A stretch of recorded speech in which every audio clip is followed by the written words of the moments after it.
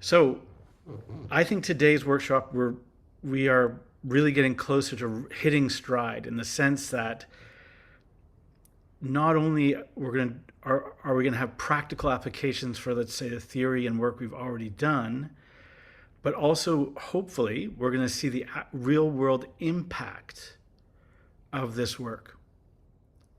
That's the idea. And I think it's gonna happen. I have one crazy thing to tell you before we start. I just think I want to be honest with people. I'm in a bit of a funny state because I just came out of an ayahuasca ceremony. I didn't plan it to be this way, but this was just the day that yesterday was the day that was available, and I ended up. The interesting thing about Canada right now is that there's only two jurisdictions, I think, in the world. Now, maybe there's more where ayahuasca is technically legal, and one of them is Canada under certain conditions. And I ended up at this crazy place, which is technically a church of ayahuasca. They are fully legal, and for a really bizarre reason. During COVID, they had to change the rules because people weren't able to get together to go to churches. So these people were basically doing ayahuasca at a big house in Montreal, and they basically applied to have a special dispensation as a part of their religious ceremony, that ayahuasca is part of their religion, and they were granted it. So this is a place where it's completely legal. Anyways, I'm not going to go into too much detail because I think I'm just sort of mentioning about a little bit, maybe less mentally focused than I'd like to be, but I'm going to apologize in advance. And it really gave me some interesting insights, of course, into the work we're doing, which I will actually roll out as we go, because ayahuasca sort of suggested a few things that I should add. So I hope that's okay. I apologize, but I'm really trying to be fully present and clear. It was like an amazing experience. Like I can't explain what it was like. It's like half concert, half barfing, half psychedelic insights. It's really hard to define. But I know that some of you have had the experience before, but it was. I'm kind of a little bit still in it, again. So my apologies. Okay, so. I'm just checking that I'm on top of everything. So let us begin. If you don't mind, we're going to do. Let me explain what we're going to do today. So one of the dramatic aspects that people have observed about hypnotic orgasms is within often moments, sometimes within minutes, of people experiencing hypnotic orgasms. And I'm going to show you a video. Maybe I'll show you the video first, actually, as an idea, that there's a change that comes over people's faces. I would describe it as sometimes a sheen, like a sheen, and or a glow. That's why we called today's workshop Enchanted Glow, because when people have these experiences, they seem to glow. They look younger. There's even like a joke about calling this a hypnotic facelift. And so I want to suggest to you that these things are real. And I did the research, to the extent to which I could. And I have like the scientific evidence that explains it, some of it. And I want to suggest to you that orgasm is maybe not the only way to get there. Partially because in every scenario, when you're with a client, it may not be what you're doing. And it's also easier to understand why it works when you look at it through some of the other lenses. For example, breath work, even weirdly enough, cold exposure helps you understand this. So what I'm going to do first is let me show you a video, because I think it's sort of just to get us started. I just got to find out where it is. So this video is part of the documentary, Make Orgasms Not War. This is still a rough part of it, where basically I think you witness the glow in real time. meaning that's what's weird. I think sometimes people think, oh no, it's like a 45 minutes, or it can actually happen in 3 minutes, where a person goes from not glow to glow in 3 minutes. So that's kind of interesting. And and the only thing here is that I've up-res the video, which kind of evened things out a bit. It was more obvious in the original Zoom, but it's nice to see in decent quality. I'll give you the exact breakdown of what happened. So this is with Mary Christine, who's here. First, we went into trance fairly quickly, and actually tried something I never tried before, what I would jokingly call a fractionatogasm. Meaning, so let me explain. So there's a phenomenon called fractionation. Let me define it. If people may not know, probably some of the non-hypnotists will not know. One of the ways to deepen trance is, and it sounds counterintuitive, is to put people into trance, then wake them fully back up and put them back into trance. If you do this a few times, trance tends to deepen. People are afraid of doing this because they see the person like they've just got them into trance. They're worried, I'm not going to wake them up now, you know? But in fact, it really works. And a dramatic example of it is stage hypnosis. The reason why stage hypnosis is so effective and people do crazy things in stage hypnosis is by definition, they're being fractionated. What happens is you bring a bunch of people up, they're good subjects, you put them to trance, you wake them up, you have them forget their names, you turn somebody into a chicken, then you put them back into trance. Then you wake them back up, and now, you rip up a bunch of napkins and you tell them it's $100 bills, and they all freak out, and then you put them back into trance. Each time you do this, they go deeper. And if you watch stage hypnosis shows, generally they save the wild things for later, because people just are not deep enough to, let's say, be turned into a chicken. Like, I would never do a stage hypnosis show, 2 minutes in, you're a chicken. It wouldn't work. People would be like, I don't know, I'm a chicken. But 40 minutes into the show, they are a chicken. That's fractionation. So in this exercise, Mary Christine is hypnotized, was woken up, and then we said, when you go into trance, you'll have a fractionated orgasm. That's just happened just before this video starts.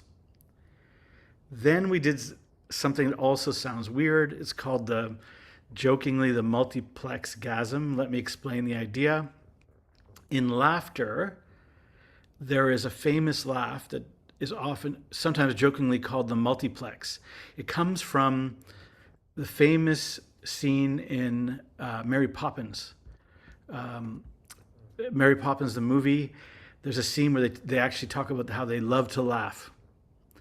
And I think it's Dick Van Dyke does a crazy laugh where he goes like, he demonstrates, he laughs like, ha, ha, ha, ha, ha. He does like 12 laughs within 10 seconds. And it's like one laugh leads to the other. You start little, but big. It's like improv laughing wherever you go, kind of.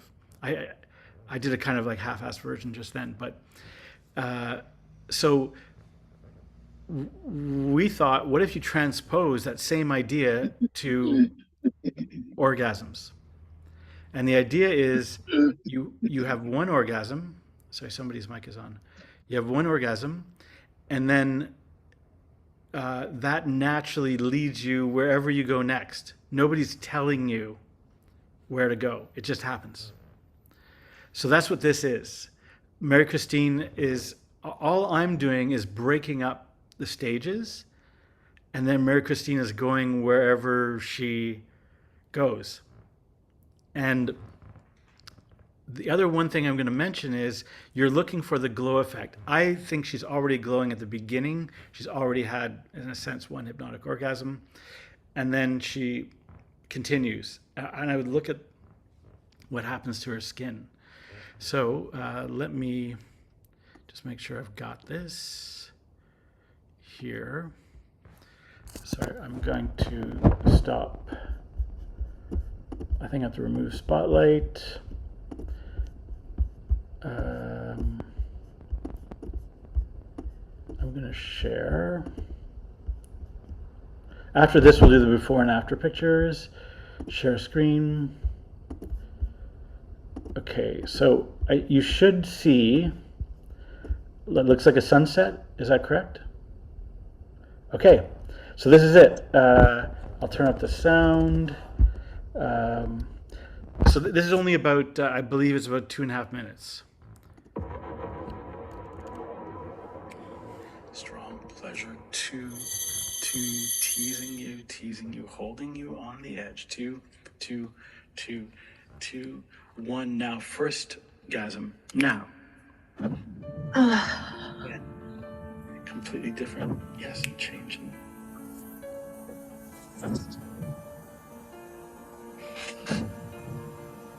The next one now.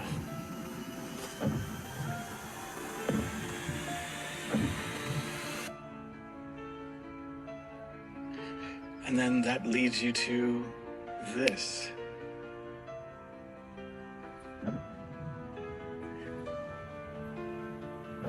And that leads you to this. Oh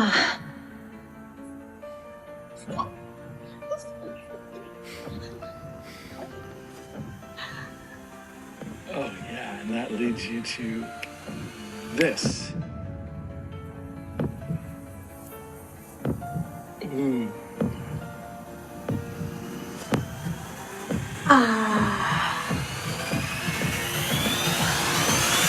One more, and then that leads you to this.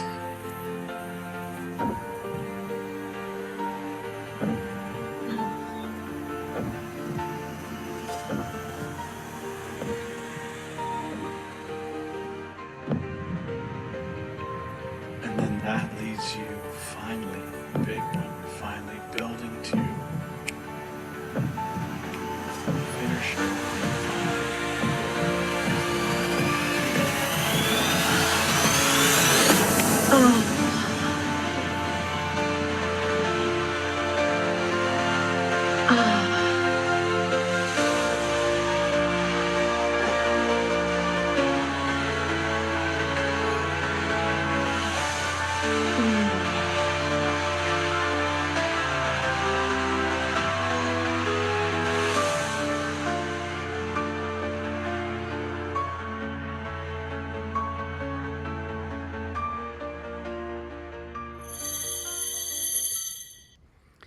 Okay, stop share. So did people see so there was no glow effect added towards the end. Did people see the glow? And again, this is 3 minutes. That's real time. There was no editing. Okay, so just one little note. Dave mentioned to me he's got a conflict, but he's here. Generally, we encourage people to have our cameras on, but for the work that he's doing, he can't, which is okay. I said it was okay. So he's not trolling us. He's here, just so you know. Okay, so now we're gonna do the before and after experiment. So I'm just gonna sort of go through, and you can let me know if it's okay. I'll just sort of go through in the order I sort of see it, and I'll pin you and then take a picture, if that's okay. You can also take a picture of yourself if you like. So I have Sexy Clara coming up first. Okay, so I would suggest a kind of small smile because we want to be consistent. So yeah, that's kind of right. Let me take the picture. Got it. Okay, next is Rana. Wait, I've got to unpin. Okay, good. Your cat is there as well. Okay, here we go. 1, 2, 3. Beautiful. Also, Rihanna, Dutch Rihanna. Let me remove pin. Okay. Here we go. Little smile. This is okay.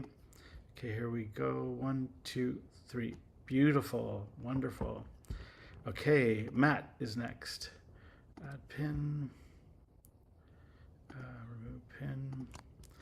Okay, here comes Matt. I'll count you down. 3, 2, 1. Beautiful smile. Good. Very good. That's going to be hard to beat. Okay. Next, I've got Mary Christine. Pin. Move pin. Okay. Same thing. It's going to be hard to beat. Okay. 1, 2, 3. Little smile. Looking into the camera. Got it. All right. Marianne is next. Okay. Here we go. On the count of 1, 2, 3. Beautiful. Fantastic. Okay, Kevin is next. Pin. Whoops, I did it wrong. Okay, Kevin.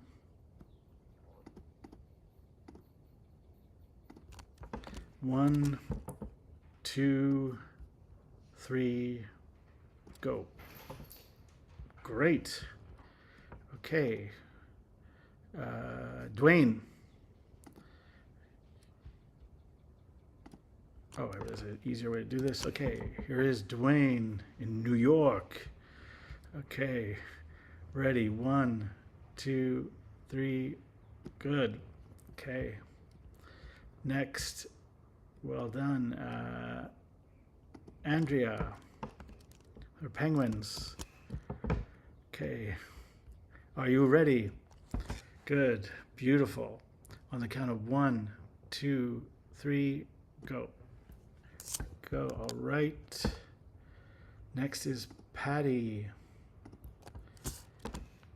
Here we go. That's a good, actually professional looking smile. Okay, I won't make you laugh.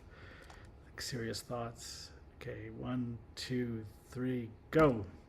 Very nice. Came through. Next, Emma. Okay, here we go. Just a little polite smile. 1, 2, 3, go.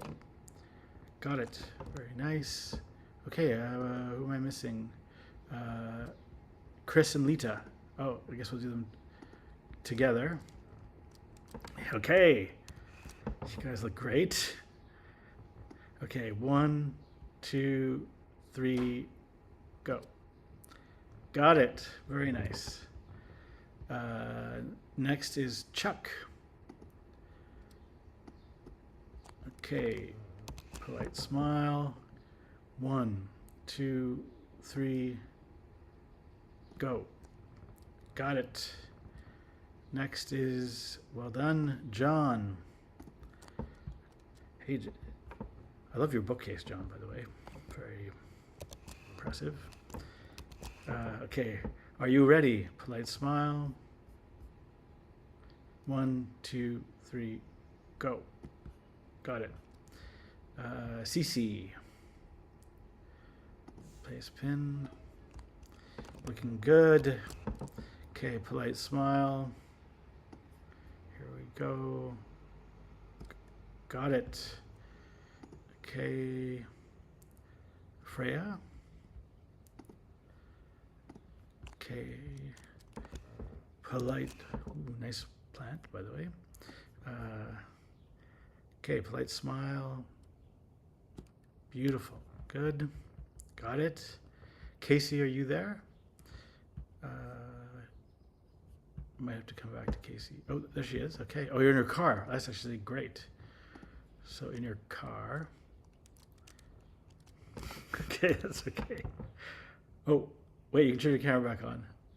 Sorry, do you want a picture of me while I'm driving? I'm Is that almost, go ahead. okay? Here we go. I think it's fine. Okay, polite smile. 1, 2, just watch the road. 3, go. We got it. Good. Excellent. All right, well done. Okay, anybody else? Did I forget anyone? I think that's everybody. You Okay, could do me if you want, Albert, Dave. Dave. Okay, I just gotta find you. Where are you? Uh, there, I got you. Okay, Dave. Good. Polite smile. Here we go. Got it. Okay. So, thank you, everyone. We will come back to these, and now we'll jump in. So let me go to the slideshow. I will. Let me place pin, slideshow. Okay. So let me share a screen.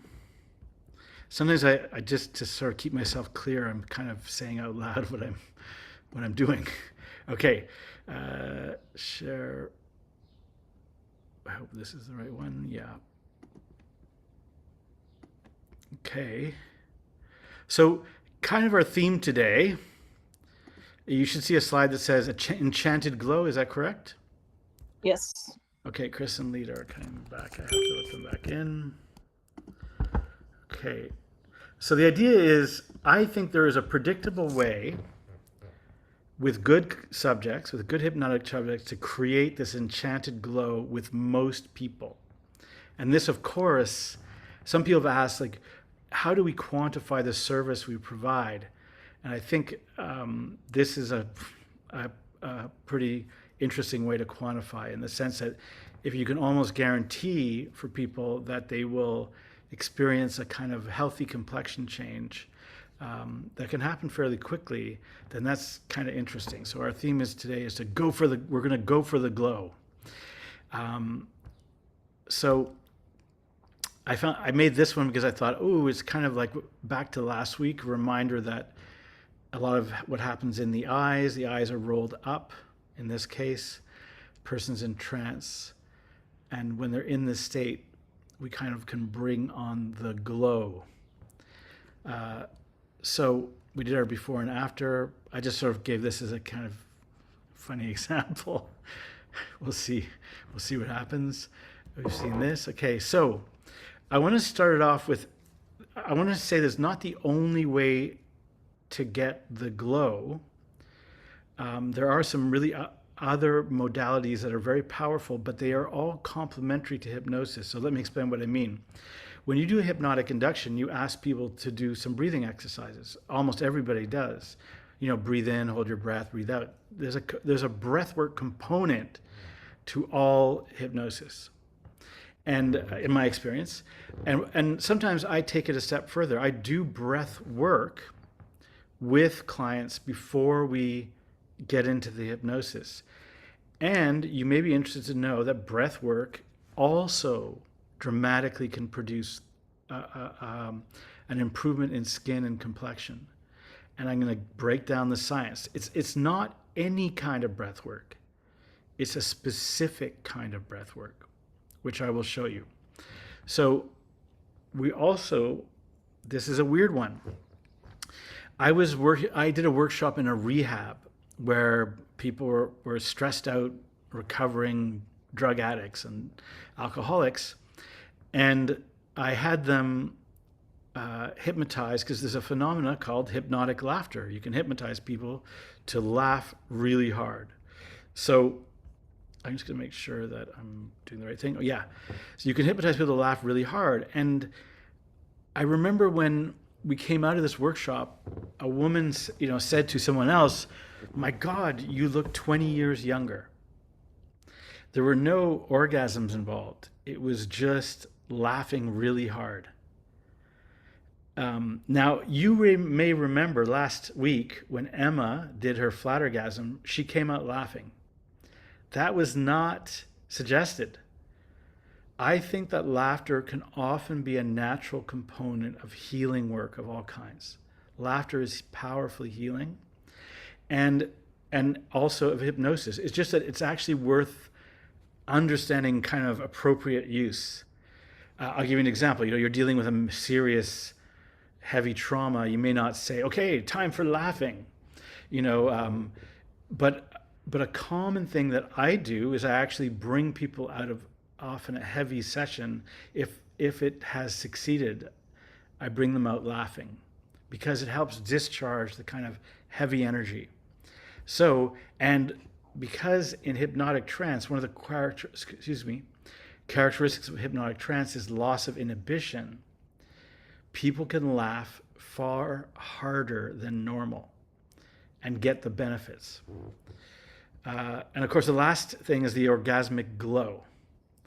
So this is, of course, interesting to us, but I'm going to suggest that these things are complementary. And I'll show you how and why. So I'm going to give you a bit of the background. So here's the science. I'm going to kind of get the boring, the more kind of tedious stuff out of the way, just because it is good if you're presenting something to this. If you were selling somebody on the hypnotic glow or the orgasmic glow, you might want to explain, it's great to know why it produces the effect that it does. So what's interesting, I think the essence is when people have hypnotic orgasms, and orgasms in general, there's an increase in estrogen, which in turn increases natural collagen. So collagen is the elastic connective tissue that is throughout the body. So I think when you have more collagen, you have a smoother, younger face. This is like an element of the glow. And the second part, which is interesting, and I'll explain how this is actually ayahuasca helped me understand this, is the vasculation of the skin. So when you have an orgasm, blood is sent everywhere, and particularly to the outer skin. People sometimes blush. Remember that we're interested, one of the things we're interested, what's that indicator of trance that we went over? Does everyone remember? It is the hypnotic blush. It's naturally occurring in trance. What is blush? Blood, arguably, it is simply blood rushing to the edges of the skin. And I think in our sort of fuddy-duddy culture, people worry about that. They're like, oh, what if I get a big vein in my nose or something like that? It's the research that I did, what became clear to me is that the vasculation of the face, meaning like new capillaries and going into the face, and the revasculation, because that's what happens, the face revasculates itself, is what makes people look good. It sounds funny, but that's why this is interesting. We are revasculating the face. So I want to suggest that laughing does something similar. I think laughing not only increases natural endorphins, is a de-stressor. By coincidence, Chatelaine, I just thought it was funny that Chatelaine magazine did a before and after. There's a woman who was asking this question. It's a little subtle. Does laughing make you look better? And these are the pictures she took before and after laughter, where there's a little bit more glow. I think that if you used hypnotic laughter, the effect would be far more dramatic. But there's a rosy cheeks effect that comes with laughing. Aside from the other benefits of laughing, that's kind of interesting. This was the article they posted, Can Laughing Transform Your Face? And it's not scientific. It's basically just a reporter going, I did a bunch of workshops, and I laughed a lot. And this is what happened. So her at the end of the article, she's like, "Yeah, laughing makes you look better." And I can assure you that it is true. Laughing makes you look better. So I found that this is just an interesting point that when people go and do Botox, one of the first things they do is they have their laugh lines. So these are the crow's feet of lines on the side of the eyes removed. Now, that might make you look younger, but there's a really interesting aspect to this, which is that one of the ways that human beings, there's studies on this, establish trust is by looking at the laugh lines on the side of people's faces. When we see people with nice, clear laugh lines, we feel safer around them because they're more jovial, laughy people. So when you go and get Botox and you have your laugh lines removed, it actually can be confusing because the math of the face is very exact. So the person looks a certain way, but there's something that feels a little strange. Why am I saying this? Because I think we can achieve some of the same things naturally, meaning without Botox. I'm not, Botox may be good or bad, but the main point here is that you don't need, if you don't need Botox to get your face looking fresh and revasculated, then wouldn't that be good?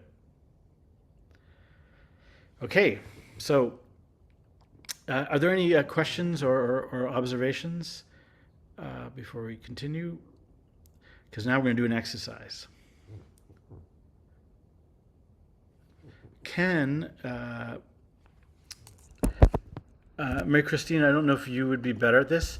This is one time where we maybe want to turn on everybody's microphone. It just might be fun.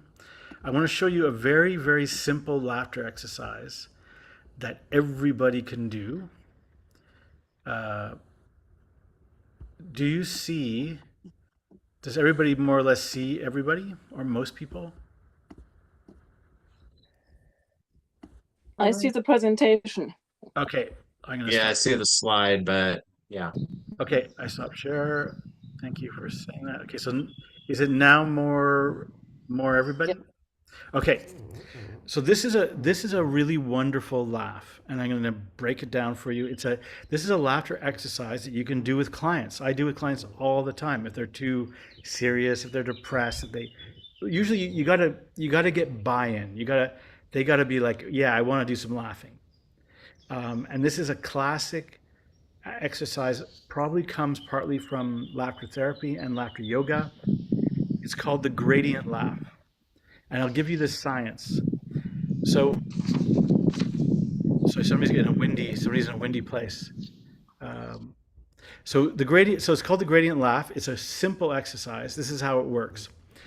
You basically say to people the scientific formula for contagious laughter, and this is true, is eye contact. So people making eye contact. That's why we're all looking at each other, if we can. Proximity. So meaning that because if you're really far away, you will not laugh with them. But if you're close, it's weird, more likely to laugh. And a slight increase in intensity. When you add those three things together, mechanically, you trigger contagious laughter. So people often, when they hear that, they don't believe it. They're like, really? So mechanistic? Yeah. So this is how you do it. You just demonstrate. The trick is to start with the quietest, gentle laugh. And the reason it's called a gradient laugh is it's like you're going up a gradient while making eye contact. So we look at each other, take a deep breath in, and then very gently go like this.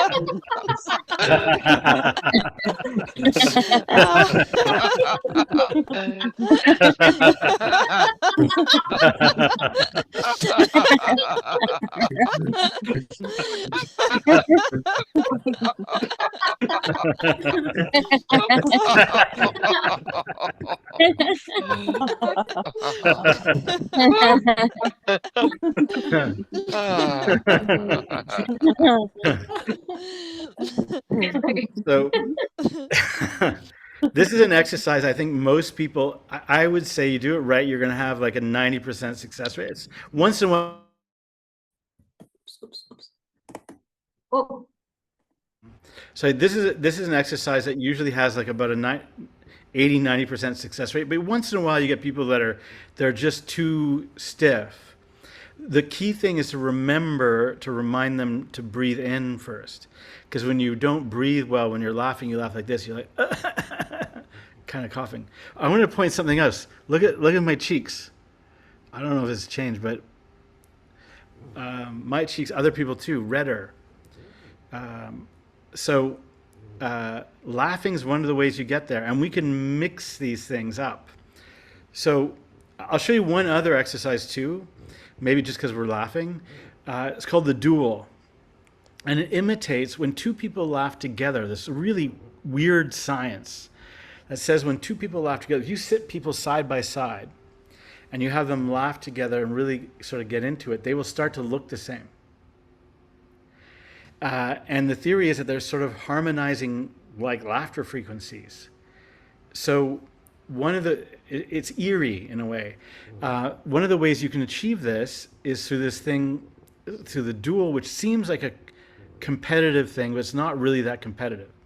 So I can demonstrate so basically you can point at people. The idea is, but when you're pointing at them, you're kind of joining in energy-wise. And it's the same idea of a bit of like a gradient laugh. So I'll do it with Mary Christine because she's a laugher, or Dwayne I know is a good laugher too.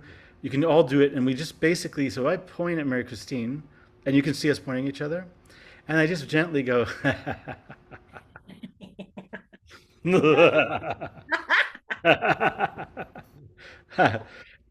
so now we can all, let's just say we all do it together. We're all going to point at each other. You can choose a person or generally laugh. And the feeling is not so much, we're not laughing at people as much, but a little bit. There's a little bit of laughing at. It's more that we are using this kind of the energetic direction to tune in on each other. So again, important thing, take a deep breath in. You can just use the ha ha ha sound. So you start.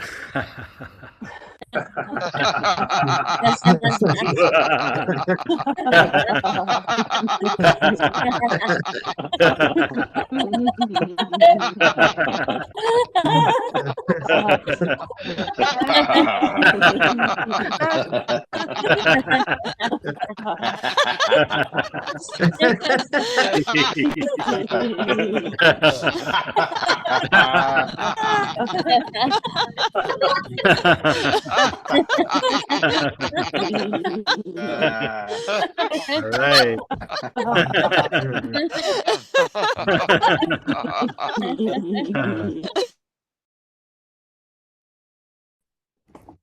What's interesting, let me explain an interesting thing about this exercise, which you can casually mention to a client, why you might mention it.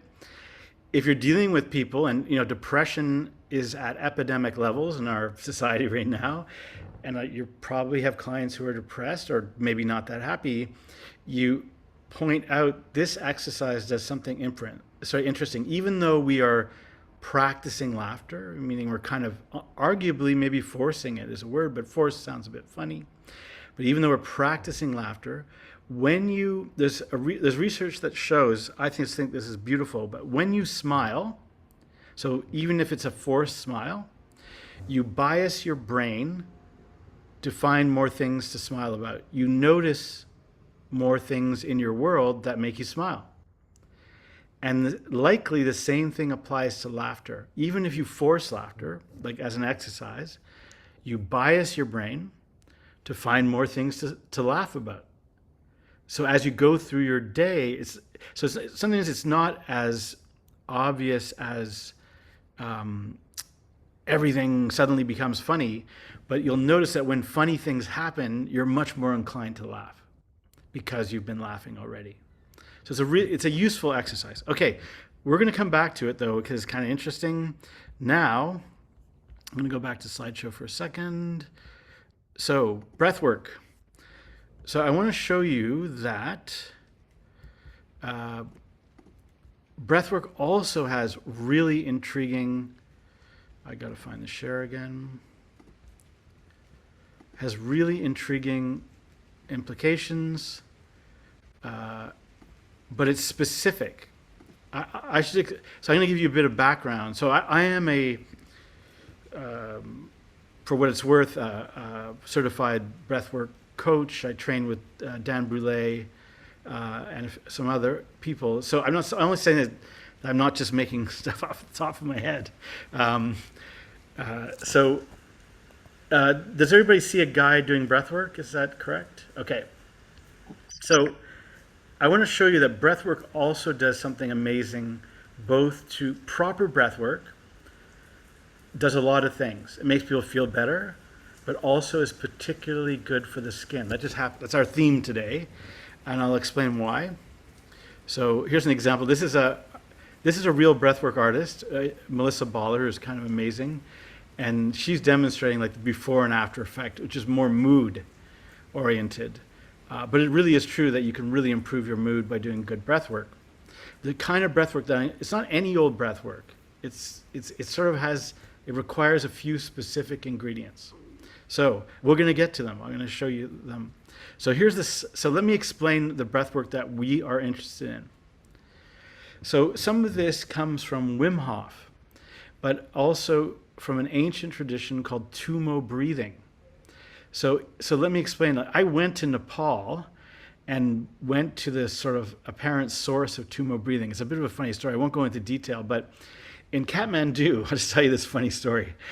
In Kathmandu, there's a very famous, like in the Ganges River, there's a famous area.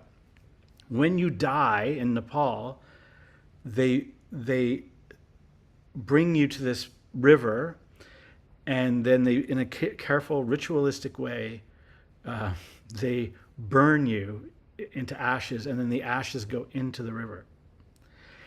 What's weird about this is a very famous place. Unfortunately, I've forgotten the exact name. It's hard to pronounce. There are two sacred places in this exact spot. One is the place where people are burned and thrown in the river, and the other is the cave where Tumo breathing and yogic breathing was arguably invented. And it's a cave by the river, which was quite cold. You can imagine you're in the Himalayas in the winter. This guy basically sat in this cave and meditated for years and was fine. And he did it with this kind of breath that was called, or would later be called, inner fire. So the breakdown of inner fire type breathing, if I could just break it down, is what makes this special. So huffing and puffing won't do it, meaning it's not the kind of breathing where you're like taking just deep breaths. The key part of it is something called intermittent hypnoxia. So in these breathing techniques, we're going to do one right now. You do this weird thing where after you do a bunch of breathing, so you do kind of inhales and exhales, you blow all the air out of your lungs, which is counterintuitive. Then you hold your breath. Most of us were taught early in life, hold your breath with air in your lungs, right? Because there's more air. This, in intermittent hypoxia, you do the opposite. You blow the air out, and now you hold your breath.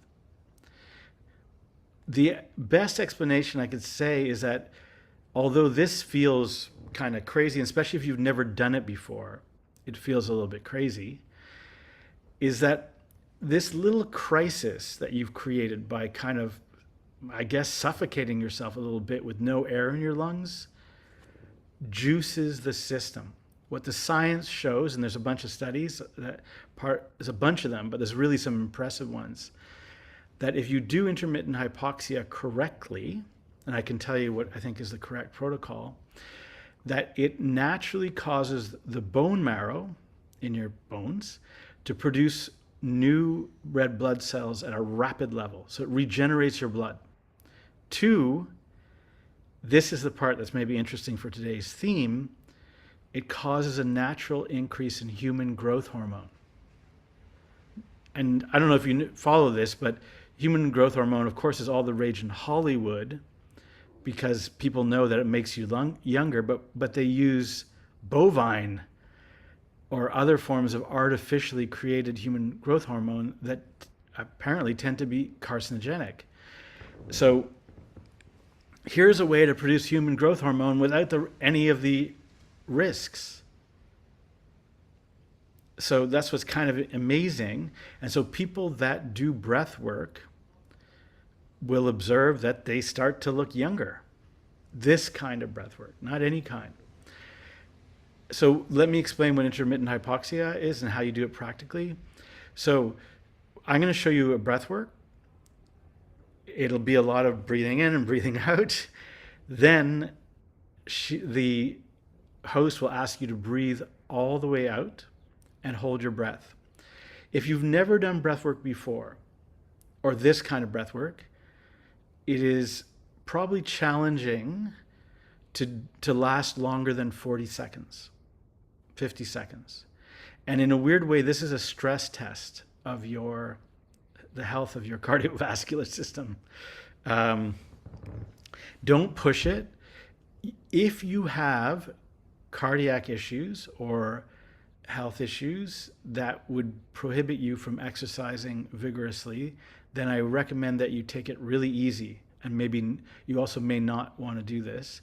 You can just observe because it is exercise. But I have done this with hundreds of people, and I can tell you sometimes you get tingling in your fingers. There may be some dizziness.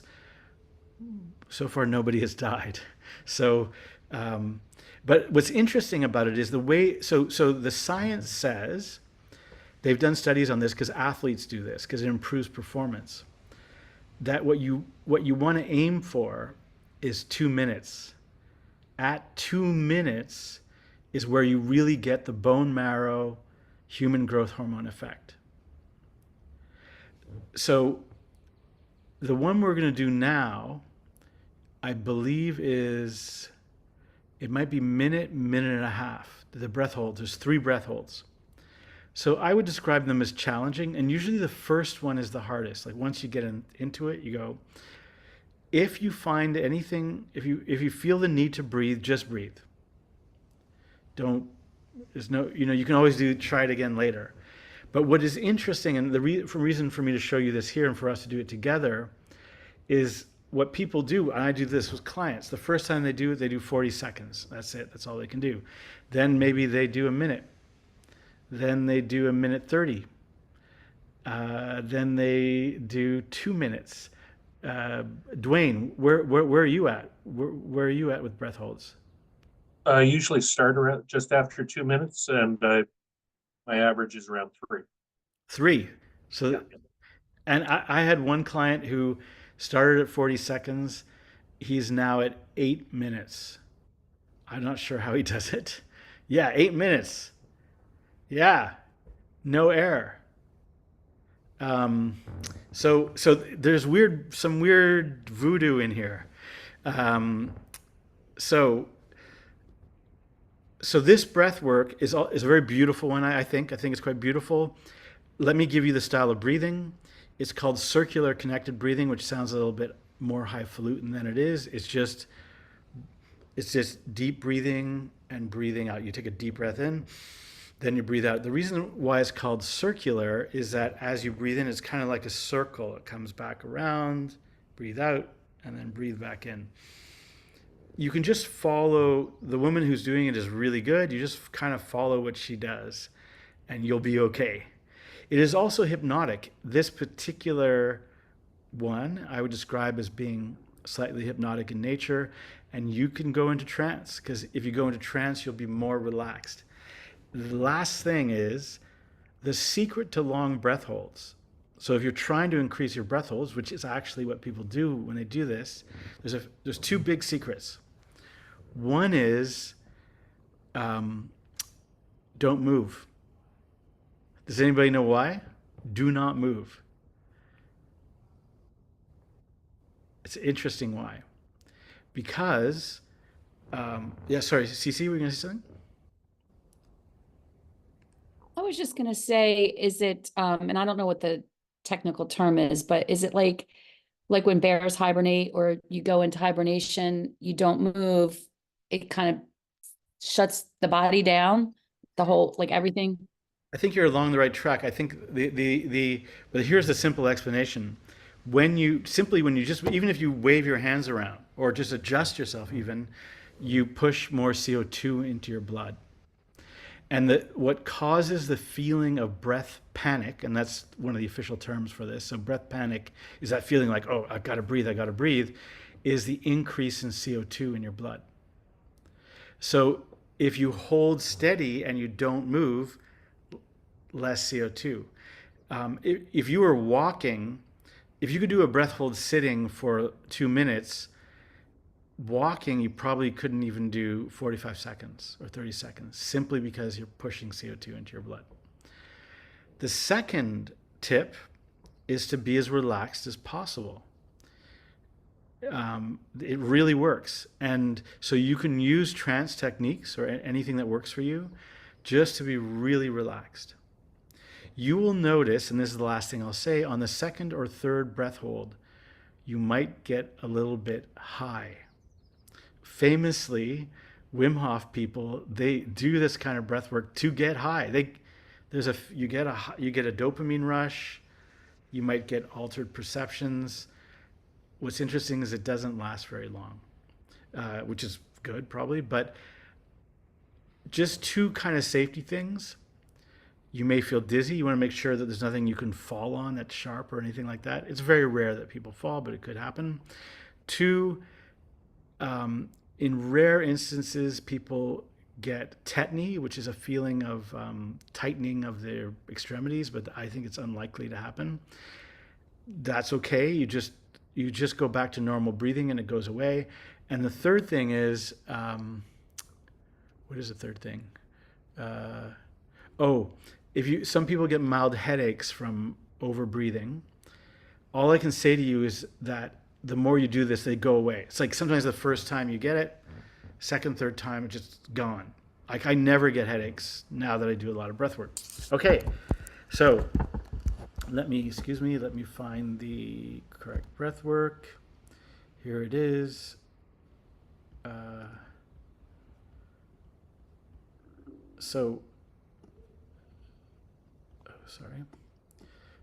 Are you seeing, I'm going to shrink us down, a woman who looks like she has a chain across her eyes? Yes. Okay, only thing I'm going to do is I'm going to stop the share for a second because the music is really good, so I'm going to make sure I'm sharing correctly with music. So you want to make yourself comfortable so you don't have to move. I have to move this. Sorry, where this? Once again, are you seeing the woman with... Okay, so here we go. Again, all you have to do is follow what she says. That's basically it. 3, 2, 1, go. Welcome. I'm Shiva Rasa. This is a return to sound guided breathwork meditation. Find a comfortable place to relax. You can sit, lay down, wherever you are. Allow yourself to relax and close your eyes. It's time to return to sound and return to the power of your breath. Are you ready? Here we go. Round number 1. Breathe in, breathe out. Breathe in, breathe out. Find your rhythm with the breath. In, out, in, out, in, out. Nice, deep, circular breaths. Out, in, out, in, out, in, out. No pause between the breath.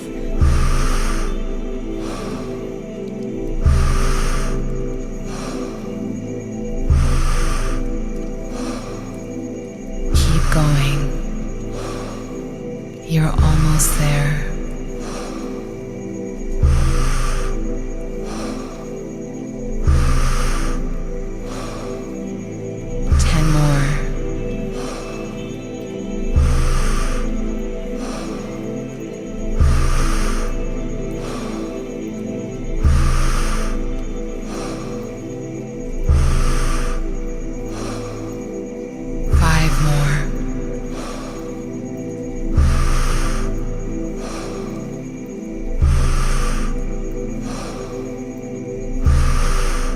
Last one, full inhale, and on the exhale, stop.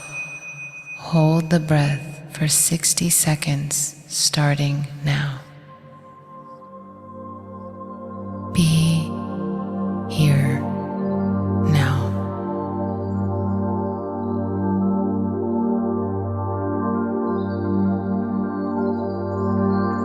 Notice your heart beating. Slow it down.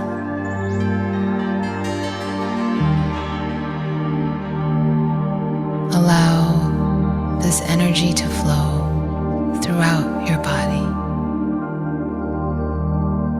From the tip of your head down to your toes. You are almost there. Deep inhale in 5, 4, 3, 2, 1. Take a deep breath in and sustain for 15 seconds.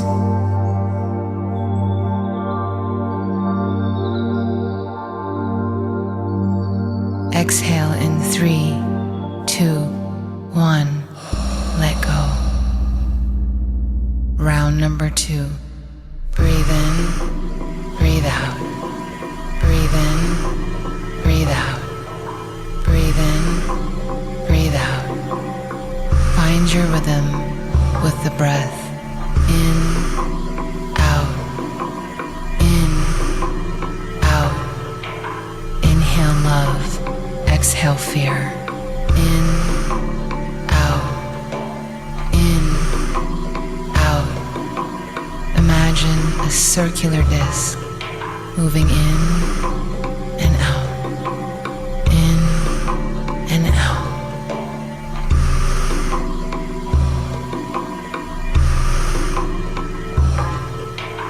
No pause between the breath. In, out.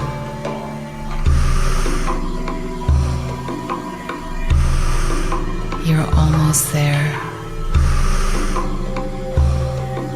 10 more.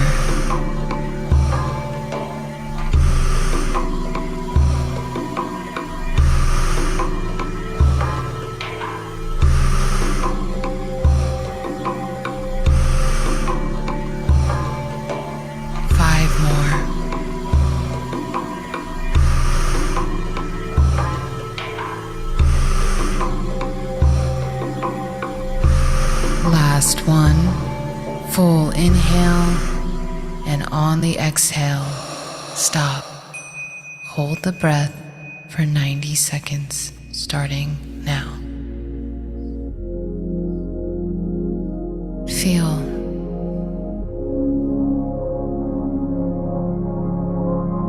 Become the observer.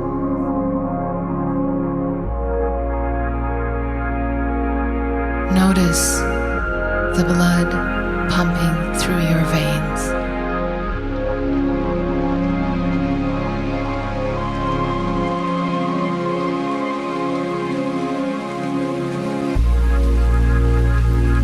If you feel lightheaded or tingling sensations in your body, that's perfectly normal. Your body is alkalizing. Your cells recalibrating. Let this energy circulate.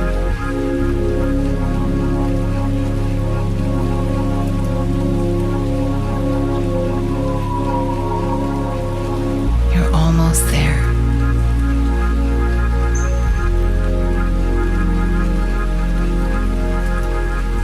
Deep inhale in 5, 4, 3, 2, 1. Take a deep breath in and sustain for 15 seconds.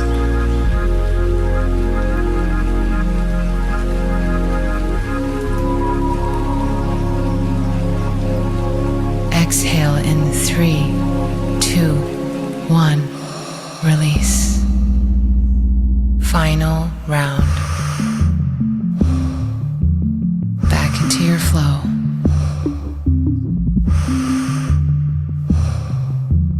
Nice, deep, circular breaths in, out,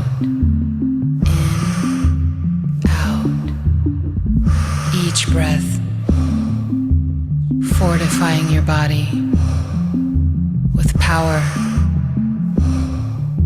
and strength.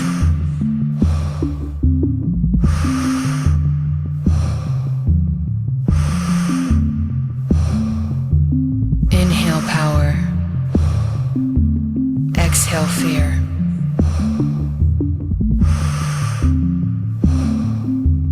Keep going. Give these last breaths all you've got.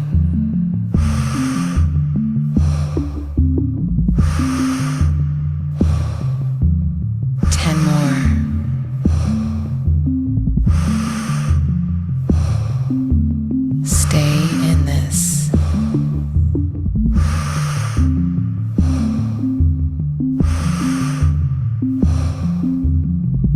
Five more.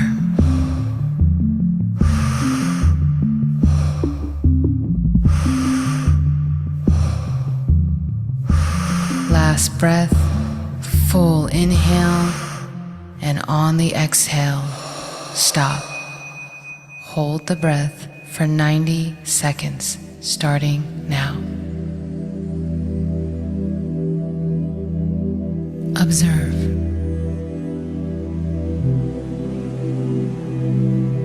Feel the energy in your body.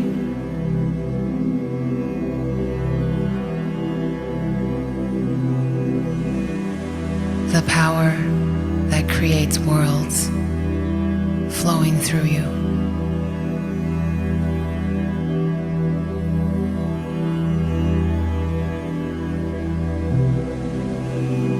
Allow it to circulate, bringing balance and alignment.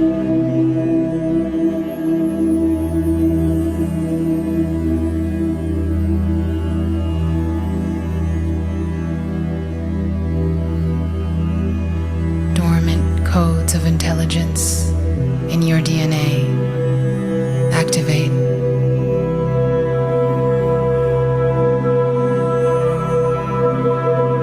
You're almost there. Deep inhale in 5, 4, 3, 2, 1. Take a deep breath in and sustain for 15 seconds.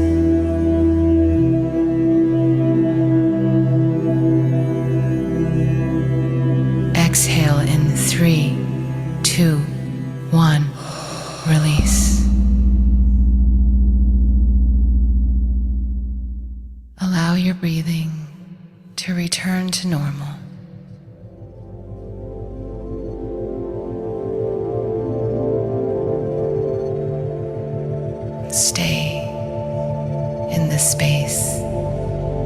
just a few more moments. Be still and know.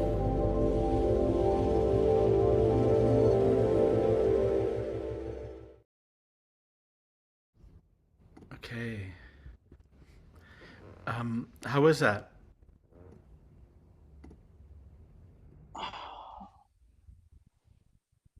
Relaxing. And at the moment, I have some problems with my piriformis muscle. It's a muscle in your ass.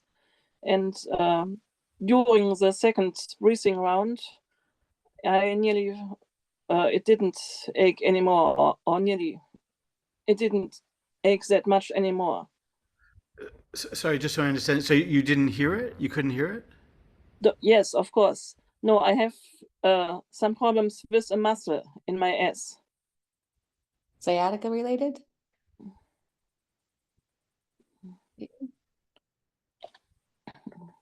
Oh, I see. And sorry, I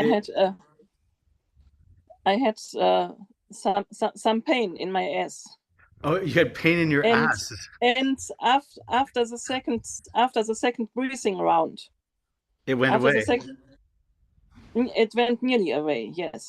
Okay, okay, beautiful. So Just so I understand, you had a pain in your ass, and after the second breathing round, it felt better. much. Which, Yes. yes, good. I would say that's more explained by trance. The trance, because when we go into trance, often it releases pain. But interesting, wonderful. I'm glad to hear that. Thank you for sharing. Anybody else? How was it? I will post this to the page so you can do it anytime. As I mentioned, it's if you want to try it with clients. This is a fairly safe one that clients usually can handle.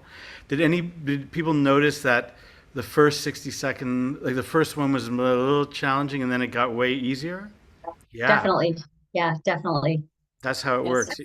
I thought the time was fast. Did anybody else experience that? I thought, boy, 90 seconds of 2 minutes. I felt like it was faster than that, at least for me.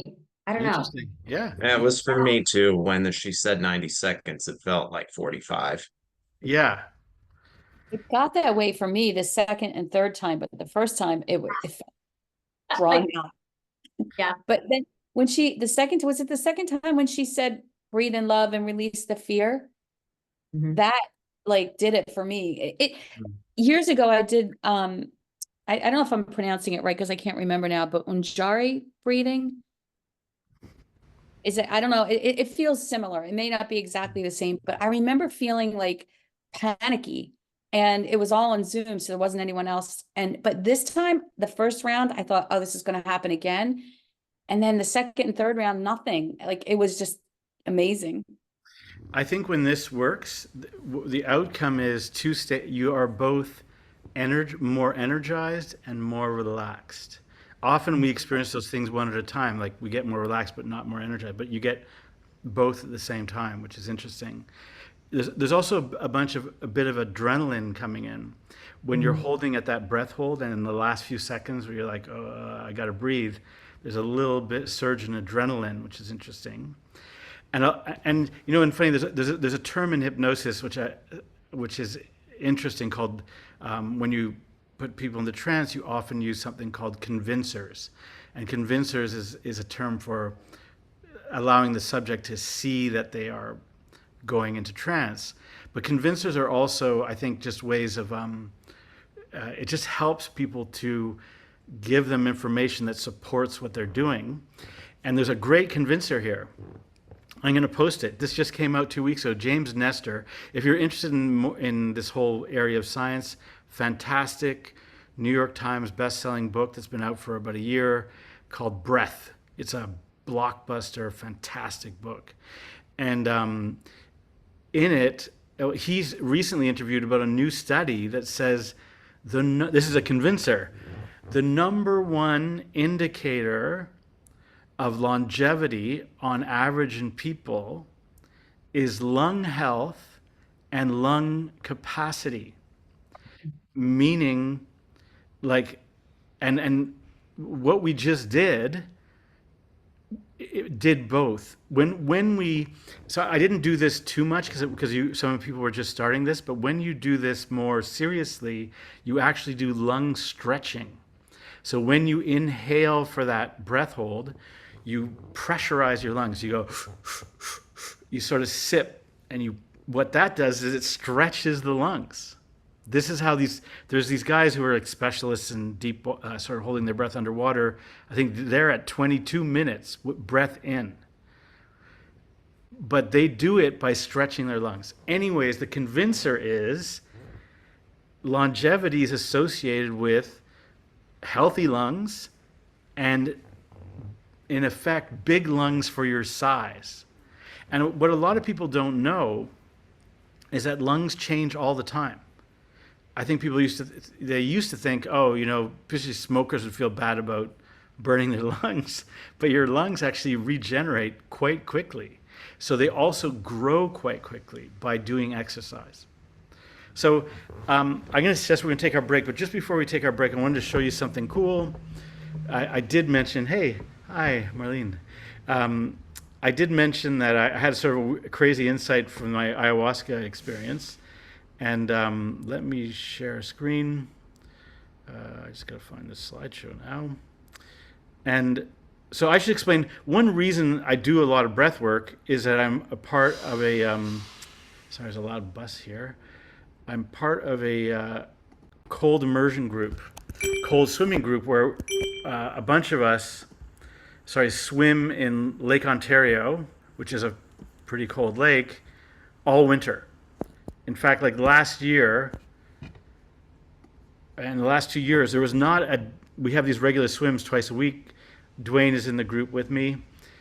There was not a week that we did not miss. Like, lake freezes, the water's at 1 degree or 0 degree, we go swimming in the lake. The way we do it is we do breath work first. That's one of the secrets. Breathwork causes a hypervasculation, I guess, of the system. You're more oxygenated. So when you hit the cold water, you're kind of ready. But this was the insight. This is what ayahuasca said to me last night. It actually, you often think about people in your life. So here, I'll just show you some images. This is the breathwork group. It's really a fun group. I will just share sorry, 1 second. This is something we did called you should see, whoops, not that.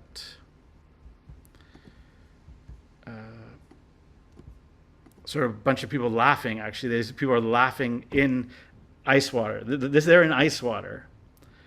And people are watching them too. But here's another twist too. And people of all ages, the woman who's throwing up her hands, who has red gloves, she's 77. Just so you know.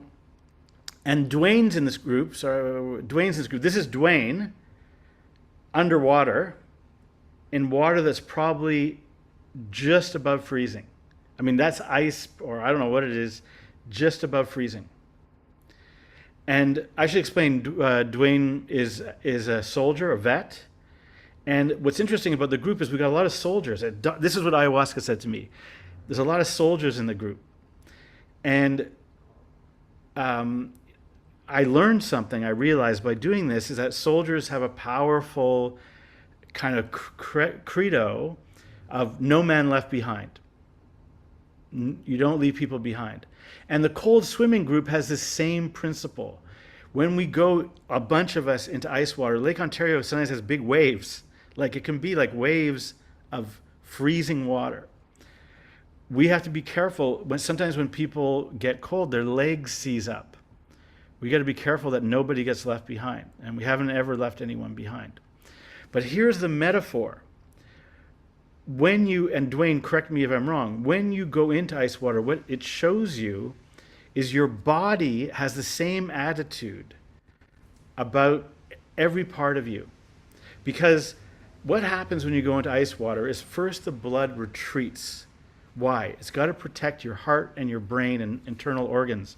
So your blood retreats from your limbs and your hands and feet get very cold, often painfully cold.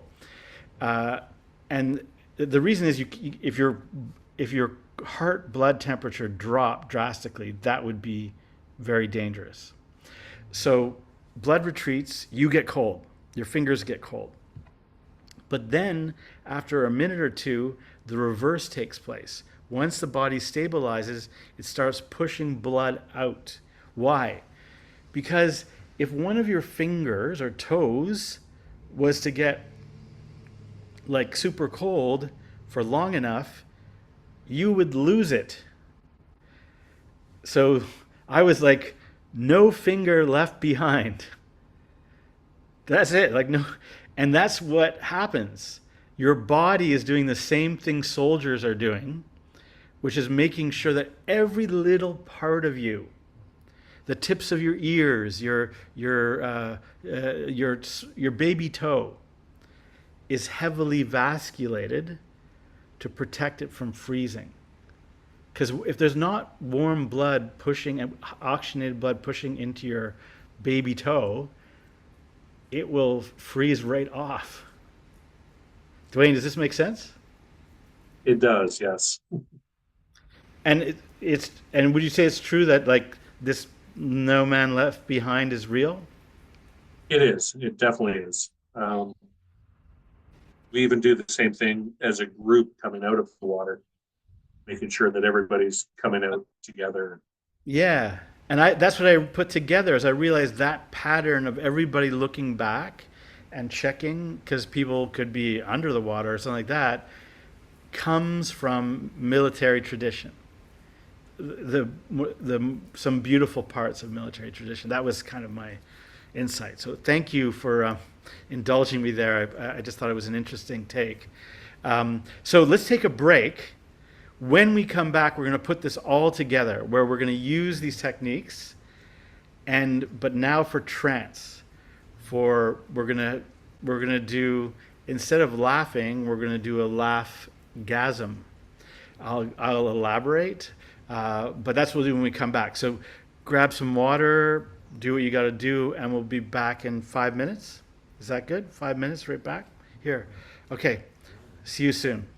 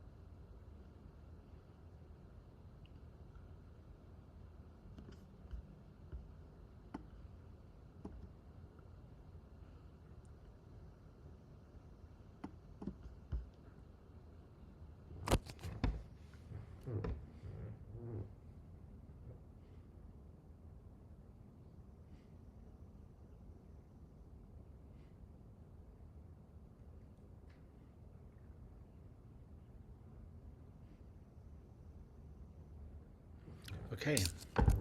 Okay. We're gonna get going. Oops.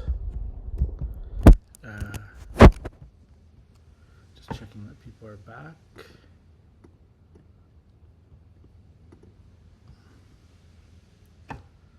Okay, welcome back, everybody. Welcome back. I was going to do a kind of complex consent section because there's an interesting question.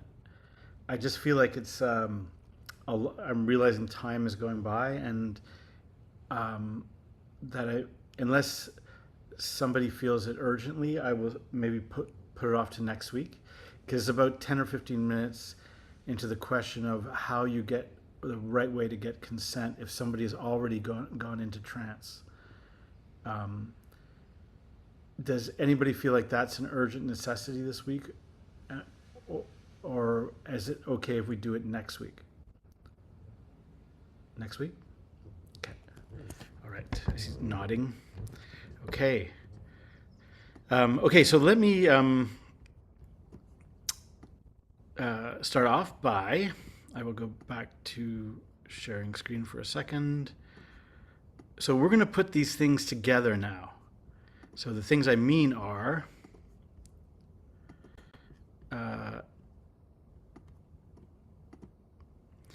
that laughing glow, breathwork glow, and orgasmic glow can all work in a sense together. They all have value. Like, let me give you a kind of more concrete example. In an individual session, you might start with breathwork to warm somebody up. 2, you might do some laughing with them if they are up for it. And or 3, you may bring them out of trance laughing. And then if they have a hypnotic orgasm, all the better. And so you can really combine all of these. And I think that they are different facets of the diamond of, I didn't want to get excessively, I don't know if we're not in the pursuit, in my view, we're not so much in the pursuit of it's the absolute necessity of looking young. Sure, it's great to look young, but what's bigger here is actually vitality. We're culturing vitality, which comes out as looking younger. So we're not. The goal is not. It just might be interesting to clients that you can say to them, and their friends will say to them, what have you been doing lately? Because you look better or younger. The glow. So this, when you put it together, I'm going to suggest is mind-blowing, because its impact can be mind-blowing. And I'm going to show you one key hypnotic technique that is critical for part of this. That's really interesting. So it's called effect doubling. So this is actually mind-blowing too. And let me explain what it is. So you may have heard me say, like in an induction, that whatever, so for example, when I do a progressive relaxation induction, meaning I'm gradually taking people down steps, getting them gradually relaxed, at a certain point, I will often say, whatever state of relaxation you now feel, you can double it.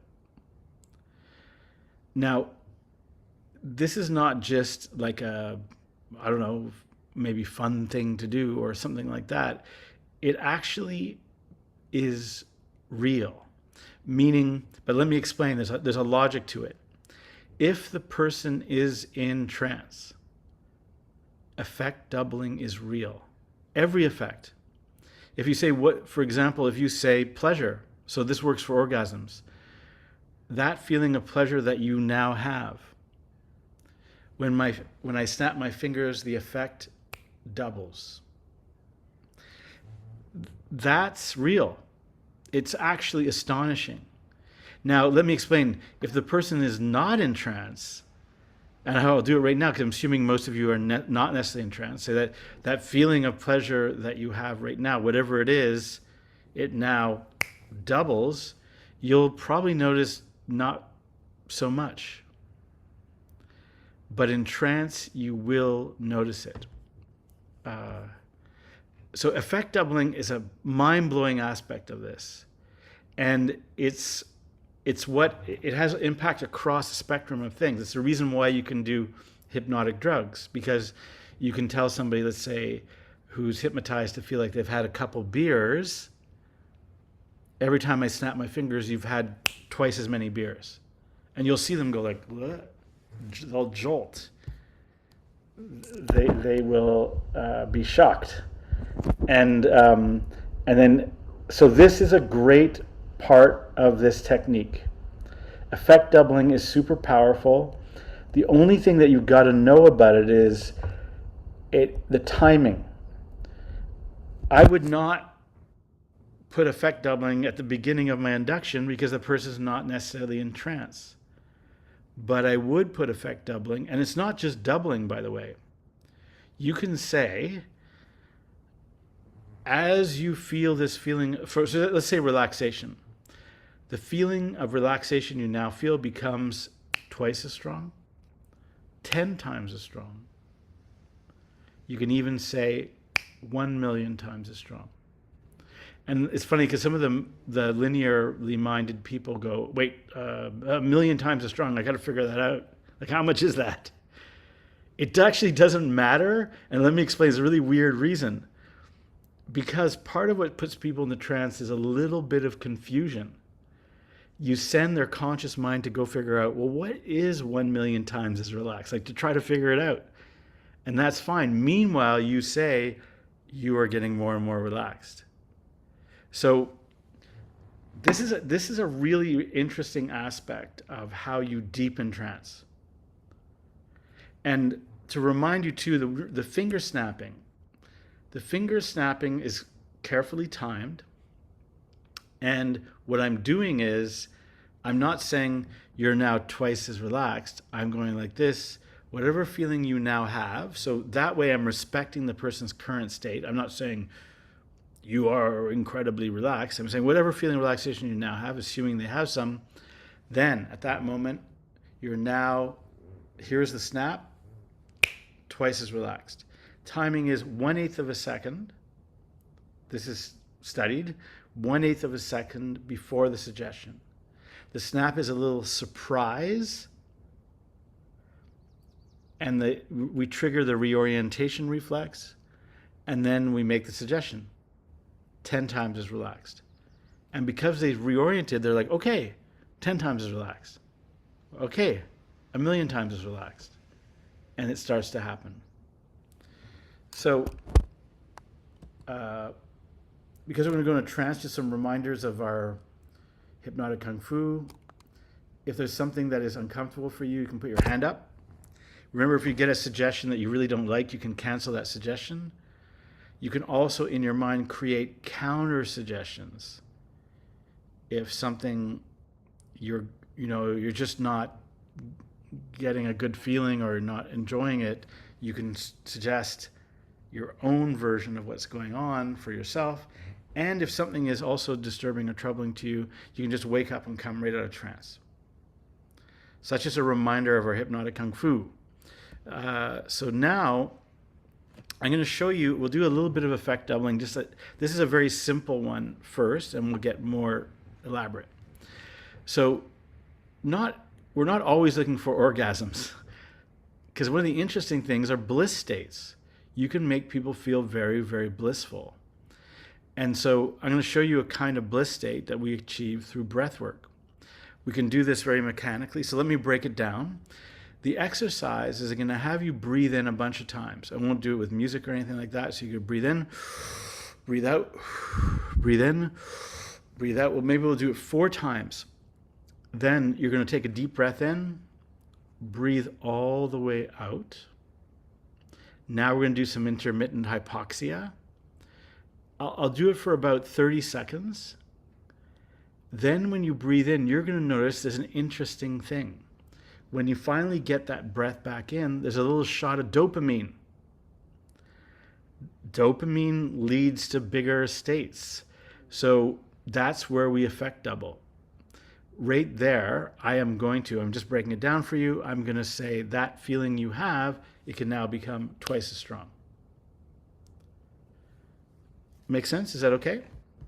So let me just see it so I can see people. I'll stop the share.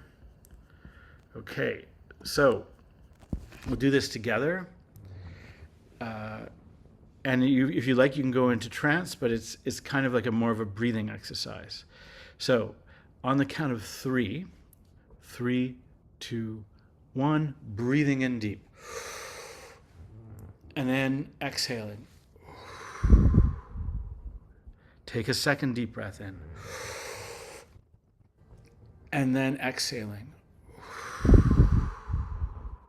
Third, deeper breath. Breathing in. And then exhaling. One more time, deepest breath. Now you can do a little bit of lung stretching. Sip. Stretch out your lungs. Some people do this. Lock it in.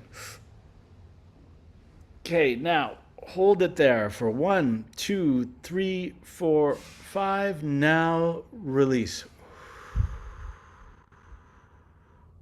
Hold your breath with your breath out. Hold your breath. You may notice a little bit of breath panic. That's okay. We're not going to do it too long, but just enough. I'm going to count you down now. So you're holding your breath. You're holding your breath.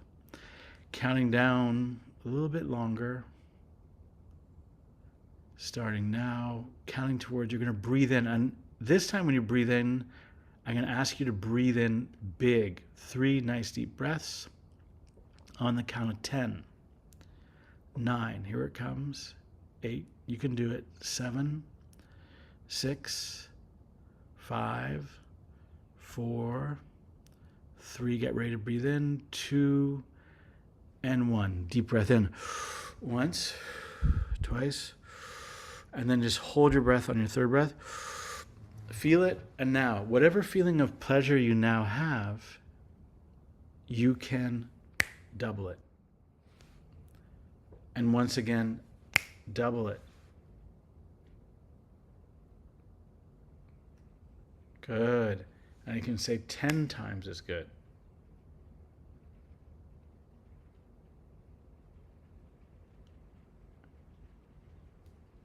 Good. And then when you're ready, return to normal breathing. So I'm curious, I saw different people having different experiences. Chuck, what happened to you? That looked kind of interesting. How was it for you? So you may need to turn on your... Yeah, but when you snapped your fingers, yeah, I had kind of a jolt. I part of it all was audio, but it was just kind of and I did have a bit of the breath panic. So I'm glad you mentioned that. Yeah. Just kind of accepted it, and I thought I was gonna have to breathe in before I did, but I did breathe out a little bit, but I didn't breathe in. So Okay, good. that was a weird thing. Yeah. And anybody else, just to report back a little bit? Mine was a little bit different. I felt a little bit of breath panic, but I noticed that my muscles were tensing up, especially towards the end. So it was definitely, there was a lot of tension pretty much from head to toe. Okay, interesting. Yeah, that can happen, I think. This is just like a subtle kind of exercise to sort of look at effect doubling. And the principle of it is that you're just generating the dopamine reward that then can be doubled. Andrea, how is that for you? Yes, I had, in the end, I had a bit dizzying and tingling in my fingers. Yeah. Yes, interesting. You might tingling, that's normal. Okay, anybody else? We will go on. We're sort of escalating gently here. Albert, can Yeah. I ask you two questions? One, when you're doing intermittent hypoxia breathing, is there a preference? Do you want them to breathe out of their mouth, or can they breathe in and out of their nose? Which is better? That's a good question. In general, nasal breathing is really good for you. And there's another aspect, interestingly enough, about nasal breathing, is that it increases nitric oxide levels in the body, why would that be relevant? There's a famous pharmaceutical product that is composed of nitric oxide. Does anybody know what it is? It's like all it is it nitric oxide? It's Viagra. Viagra. That's right. So healthy nasal breathing might be useful for other things as well. That's right. So nasal breathing is good, but often when I do breath work with people, because some people claim I can't and my nose is blocked or whatever, we often start with just mouth breathing because it's just straightforward. It's just easy. Okay. Can I ask a second question real quick? Yes. For those that have difficulty sometimes with snapping our fingers, do you suggest maybe like an auditory sound, like with your mouth, or clapping of hands? What would you do if the snaps aren't? Yeah, it doesn't really. You're right. It doesn't have to be snapping fingers. It just can be a quick surprise of some kind. And so, but by the way, there's a little trick to make your snaps better, which I didn't know. That's you just gently lick one of your fingers. Just that little bit of wet makes it louder. Because I used to have this situation where I would create like drama and they'd say, and now I'll snap my fingers, and this was like very feeble snap. So I've had that happen for sure. So but a clap can work as well. A clap can work. Okay, I gotta actually watch my batteries getting low. Okay, so now let us move to the Laughasm. So I've got a funny picture I'll show you.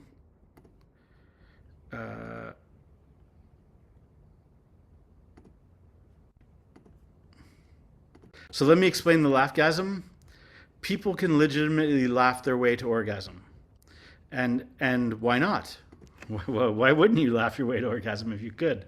The protocol, I would say very simply, is you get the person laughing. So you might have done exercises before where they're comfortable laughing, but also by definition, if they go into trance, it's easier for them to laugh because lower inhibition. So once they're laughing, then you say to them that pleasurable feeling. So the way laughing kind of works is that when you first start laughing, you may not feel it. A few seconds in, there's a dopamine surge that feels good. So that good feeling of laughing can be doubled. And so the person may not have it's not like they start laughing and have an orgasm. You just start going, okay, every time you laugh, you feel that pleasure, that doubles. The harder you laugh, the more pleasure. That effect now is twice as strong, 10 times as strong, 1,000,000 times as strong. And now on the count of 5 or so, counting them down, you're going to have a wonderful, beautiful, if you see that they're in deep enough trance, Laughasm. So I'm going to suggest that we try this together. This doesn't require, I would like to see maybe somebody else run the induction. That way I can also get my battery charger while we're doing it. But is there somebody else who wants to just do a quick progressive relaxation induction on everybody, just getting people into the trance? When we get to the laughter part, I'll come back in. But is there anybody who feels like they can do that? I will stop share. Is that You Kevin saying you can do it? Is that just Kevin? You pinned me. You didn't even ask for a volunteer. You just automatically turned to me to do it. Okay, you wanted progressive muscle relaxation, or are you calling for a specific kind of induction, or Whatever an induction that you like to do that's going to get people in the trance, not too long. And I would say, body scan type progressive relaxation. Is that something you like doing? I can definitely come up with something Okay. that's very simple and doesn't take too long. Okay. So I'm going to fully pin you, and I will be listening. I'm going to go get my charger for my laptop right now. Anyways, so Take it away. Great to have you doing it. Okay, and so you guys can go ahead and make yourself comfortable as you need to be, and you can go ahead and take a deep breath in and roll your eyes back. And then you can close your eyes and slowly exhale.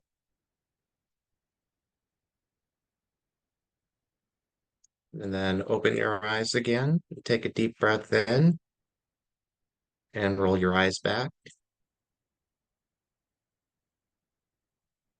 And close your eyes and exhale.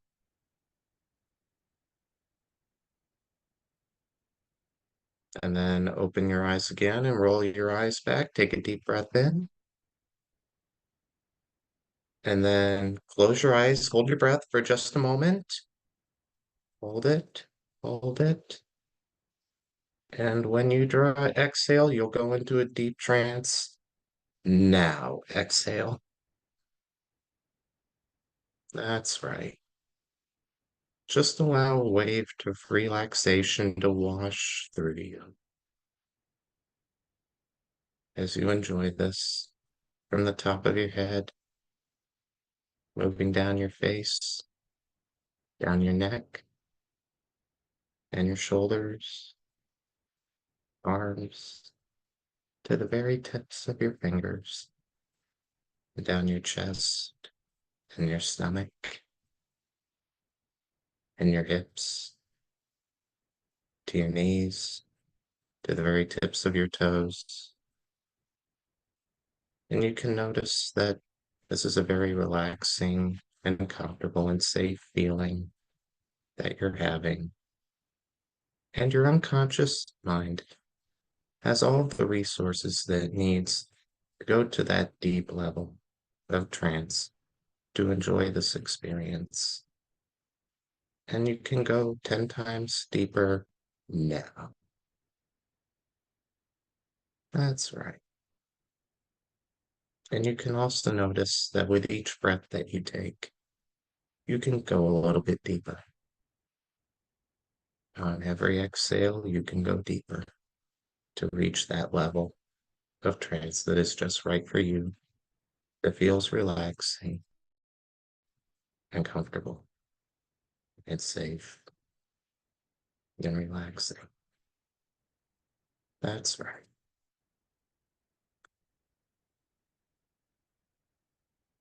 You can really just sit there and enjoy this. And now, as you enjoy this wonderful feeling that you're experiencing, I'm going to hand it over to Albert now. Great. That was fantastic. Thank you. People can hear me okay? Okay. I'm just making sure I'm unmuted. Okay, wonderful. In this very, very calm state now, in this very, very relaxed state, I'm going to suggest to you that you can imagine a wave of warm energy, relaxing energy that starts at the top of your head, pooling at the top of your head and moves down over your eyebrows, over your eyes, over your mouth and lips, over your shoulders, your chest, your belly, your hips, your knees, and your feet. That relaxing feeling can now, whatever state of relaxation you're now in, that feeling can now double, twice as relaxed. Good. Once again, twice as relaxed. And now even 10 times as relaxed. Now even 1,000 times as relaxed. Beautiful. The deeper you go, the better you feel. The better you feel, the deeper you go. As you go deeper now, breathing in and breathing out, enjoying this breathing feeling of relaxing so deeply, I'm going to suggest to you that we're going to actually enjoy a little bit of laughing. The way we do this is simply by breathing out with laughing sounds. We're not necessarily trying to be jovial. We're just going to be laughing like this. And here is the suggestion. When you hear someone laugh now, that will make you laugh. If you hear yourself laugh, you may laugh. The more you hear laughter, the more you laugh. This process begins in 5, 4, 3, 2, taking a deep breath in, 1, now.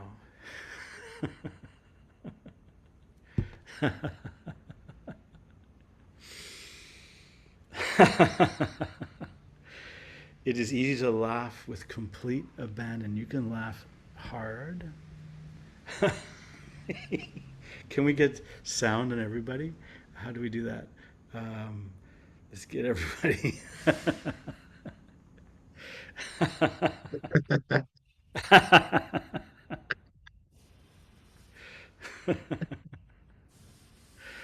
All right.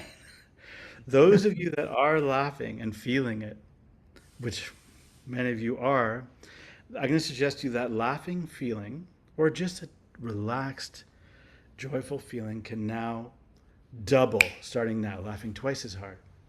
Yeah. Look at Clara. Can we spotlight Clara? Yeah. That's right.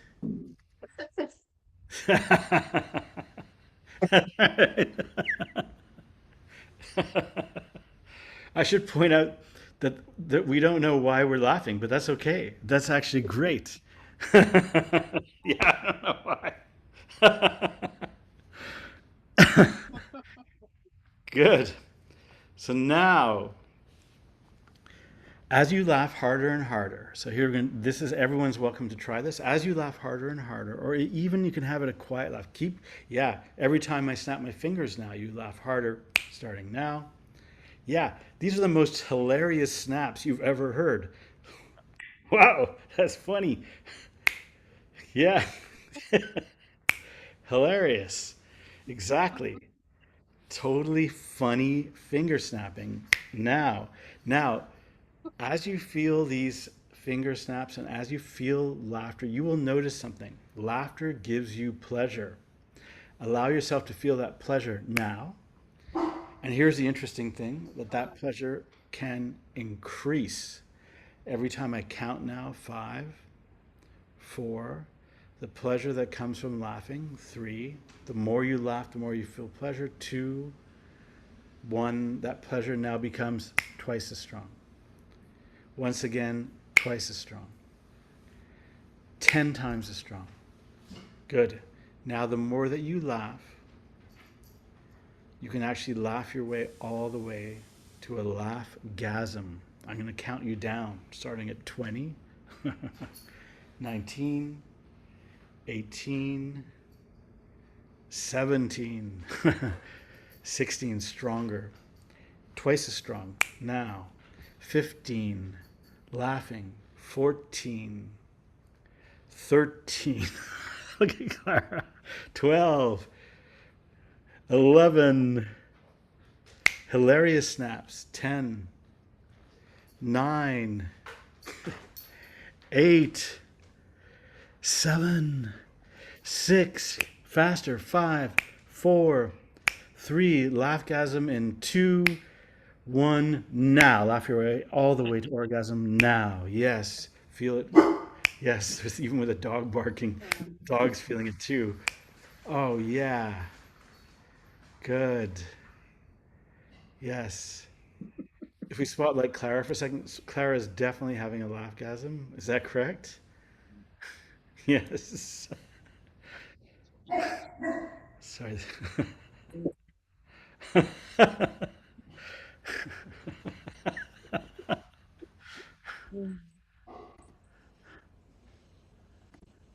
Oh. Beautiful. Beautiful. Okay. Okay. Sometimes it's good to do a little bit of an echo. So I'm going to suggest echoing one more time, which is that this time we'll start with another laugh. We'll start with another laugh again. If you take a deep breath in, we'll do the gradient laugh, which we learned at the beginning. So now we'll start with a gradient laugh exercise. You take a deep breath in. Very gently go as gentle as possible. Gradually getting louder.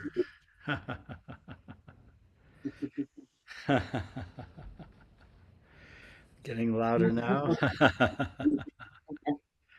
Without inhibition now, just really laughing.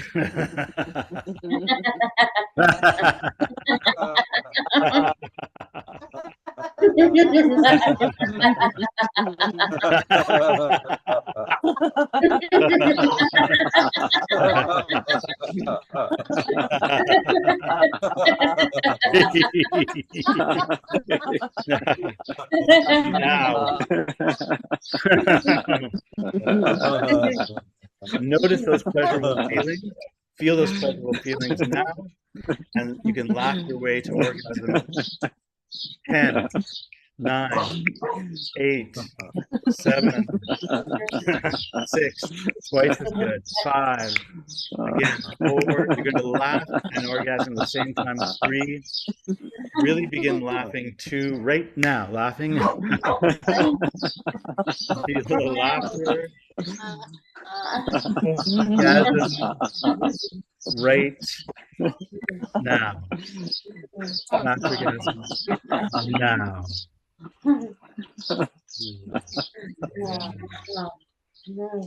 Yeah. Good.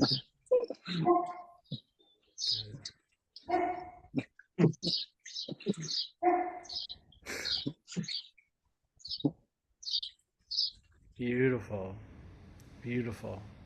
I think this is the kind of thing you get better and better at. But what was that like for Clara? Like, Clara still.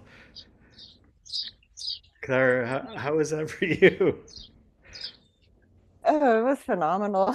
I just couldn't stop laughing and having orgasms. And the fucking zoo, the dogs and birds, Yeah, dog, even better. yeah, dogs and birds too. Yeah. All right. So, um, just for time, I was going to have us do one other big orgasmic experience, fairly big. So this is something. Well done, everybody. That was fantastic. I think this is one. I'll just remind you the protocol. Basically, uh, once you got people laughing, remember people are laughing because maybe they've done the exercise, but as they go into trance, inhibition lessens. It's easier for them to laugh hard. Then when you remind them to notice the pleasure, you can then affect double the pleasure to the point where it's not so hard to go all the way to orgasm. So that's basically, there's a lot there. So it's a bit of a challenging thing, but I would say like a lot of people got there, so well done. So I want to show you something crazy because we sort of had a hint of it last time. This is called, I will share just an image for a second. So this is called Up the Ladder. So, sorry. So everybody can see this. So let me explain the idea. When people get into orgasmic states, often the first one when you're doing this work, it can be a bit nerve-wracking. And if you're the hypnotist and you're trying to get the person there, and the first one tends to be subtle. The person you may not even be sure it's happened, or there's a lot of diversity, or it can be more dramatic. But an interesting thing happens once you get past a certain point. There's magic. And I would explain it this way. Remember that, way back first class, one of the twists here is that sexual arousal itself creates trance. So if you're maybe like hypnotizing somebody in just a formal way of getting them into trance, once they have their first orgasmic experience, they are likely a little bit or a lot aroused. And so that arousal now deepens the trance. And a lot more becomes possible. When you take people up the ladder, they go higher and higher in the state. More orgasms, more intense, more wild. There's an end point to Up the Ladder, but I'll save it for the last class. But just going up the ladder is kind of amazing. So I'm going to suggest that we do it. Now I'm just going to, maybe a way for me to do it would be to pin a few people that I know I can guess can go up the ladder, because it's not everybody will probably feel easy or comfortable doing it right away. I'm pretty sure Clara can do it. Rana can probably do it. Mary Christine can probably do it. Is there anybody else who wants to, like, I really want to do this? Dwayne, do you think you can do it? Let me stop share. So I was going to suggest maybe we pin some people who are likely to do it. Is there anybody else who feels like, by the way, you can be hanging back and have the experience as well. I encourage everybody to try the experience.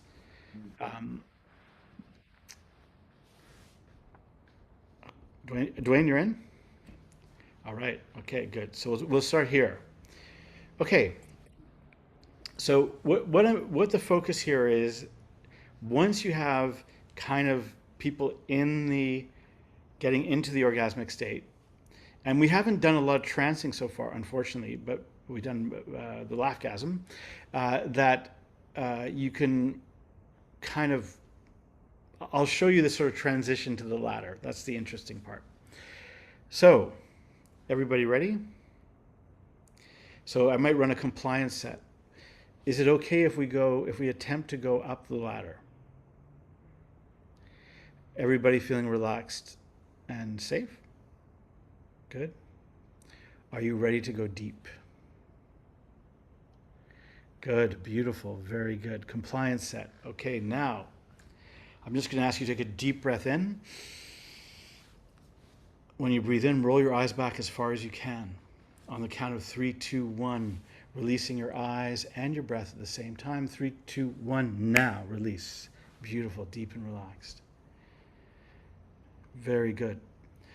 Second breath now, deeper, an even deeper breath. Deep, deep, deep. That's right, breathing all the way in and even a little bit deeper. Holding that, stretching your lungs.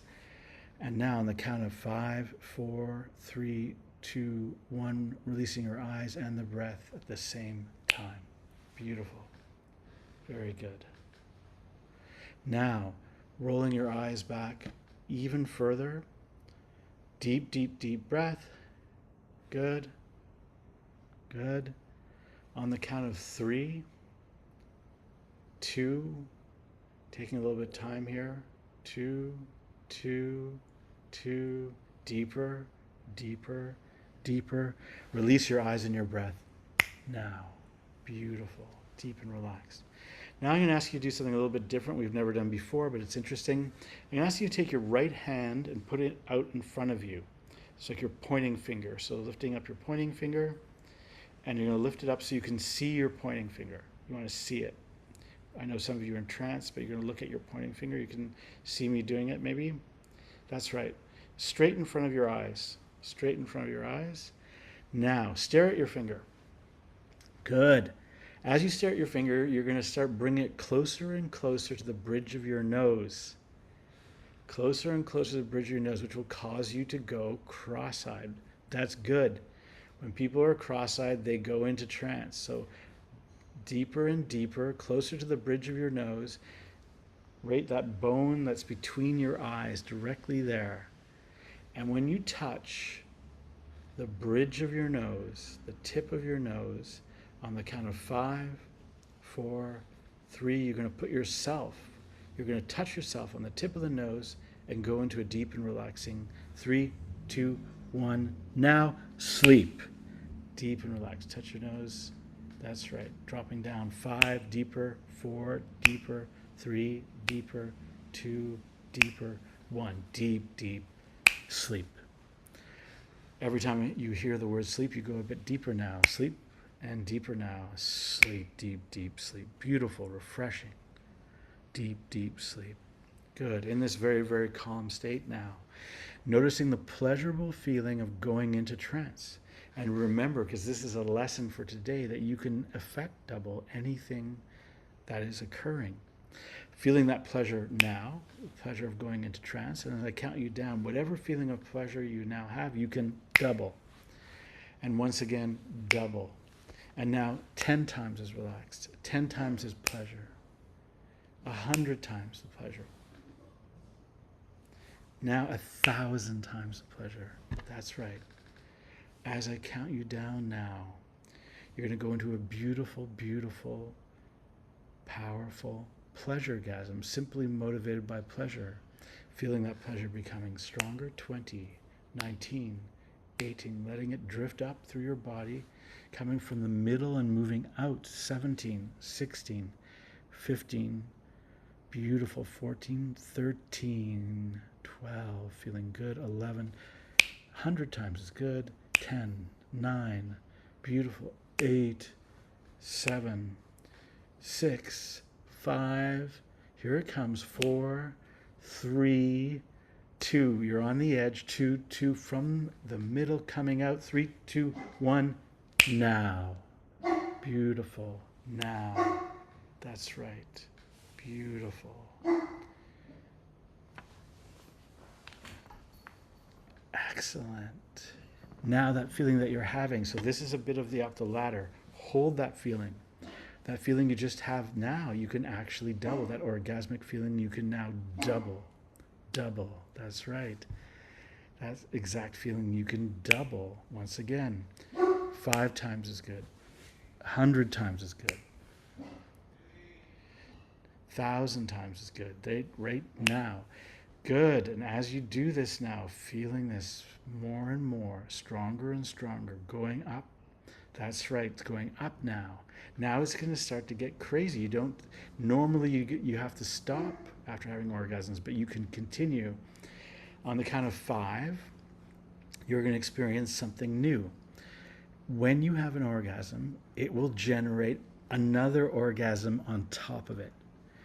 So I'll count you down. 10, 9, 8, 7, 6, stronger. 5, feel it coming closer. 4, 3, beautiful, beautiful feelings. 2, 2, 2, 1, now.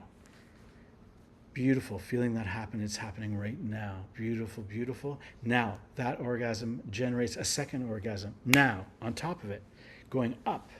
Beautiful. And that generates another one on top of it, going up. Good. And that generates another one on top of it, going up. Each one stronger. Each one stronger. That's right. Beautiful. Each one stronger. That's right. Beautiful, beautiful, beautiful. Excellent. Excellent. Good. Good. Very good.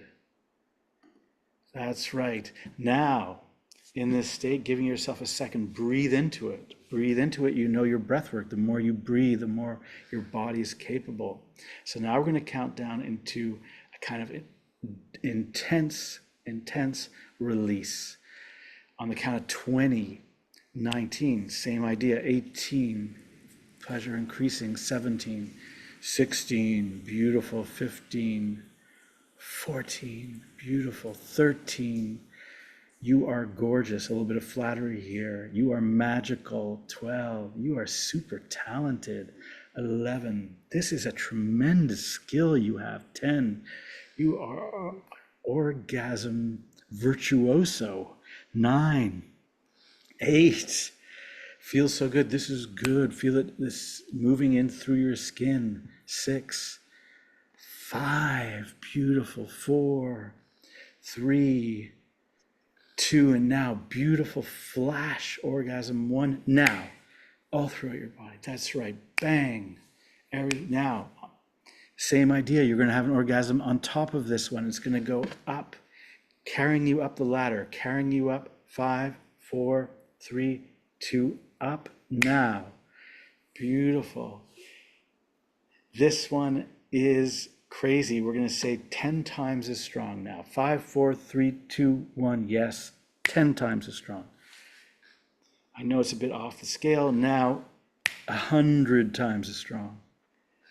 We're effect doubling like maniacs, 1,000 times as strong. Yes, beautiful. Million times as strong. Yes, that's right. That's right. And now you can, beautiful, beautiful, beautiful. You are beautiful. You are amazing. You are magical. Now, every time I snap my fingers, you're going to feel a jolt of extra energy that's going to build us towards one last final super climax.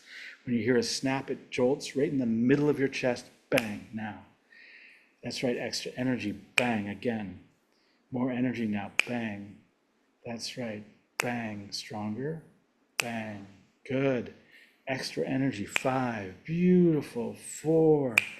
Now let yourself go now in 3. 3. Gonna tease you now because tease is good. 2. You can let it build. 2. Teasing you. 2. Oh, what comes after 2? I can't remember. 2. What's that number after 2? God, it's slipping from my mind. 2. 2. 2. Now really building to full, massive, 1 million times explosion, effect doubling. 1, clap, snap, now, release. Full release. Yes. Beautiful. Beautiful. Yes. Wow. You are amazing. You are super talented. You are super beautiful. You are super special. You deserve love. You deserve abundance. You deserve acceptance. You deserve celebration. Beautiful. Beautiful, beautiful. Okay. Good.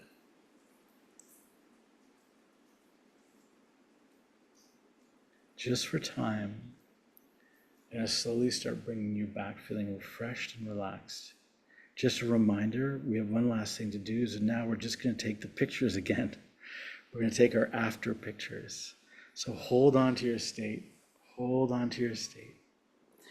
Feeling relaxed and calm. You can keep this good feeling for the rest of the day. You're going to have a beautiful sleep tonight.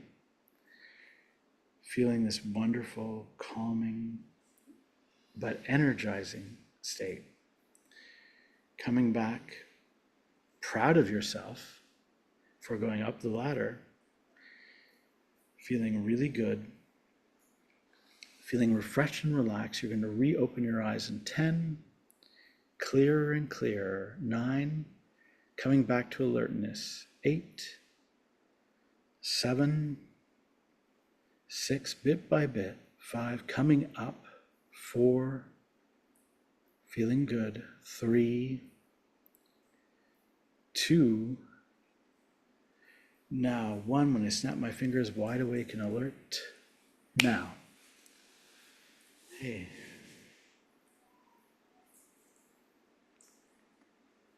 Welcome back.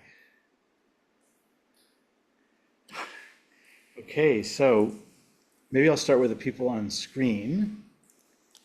I'm going to, can I do an individual, actually, MC, are you able to do this? Can you pin Clara? We'll start with Clara. Solo pin, there we go. Oh, Clara, there we go. So once again, you want to try, yeah, your little smile, yeah, half smile. I can do one more, just sure, little smile. Good. Okay, next, Andrea, maybe? Great. Notice the complexion. Beautiful, nice red cheeks, rosy cheeks. Okay, Dwayne, rosy cheeks too. Got it. Okay, Ron, Okay, rosy cheeks. Good, got it. All right, Christine.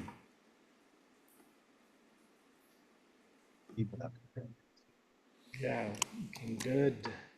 Okay, let's go through the group if it's okay. So here we go. CC, you're on. 1, 2, 3, polite smile. Good, got it. Next. All right, Chris and Lita. You guys are looking good. Got it.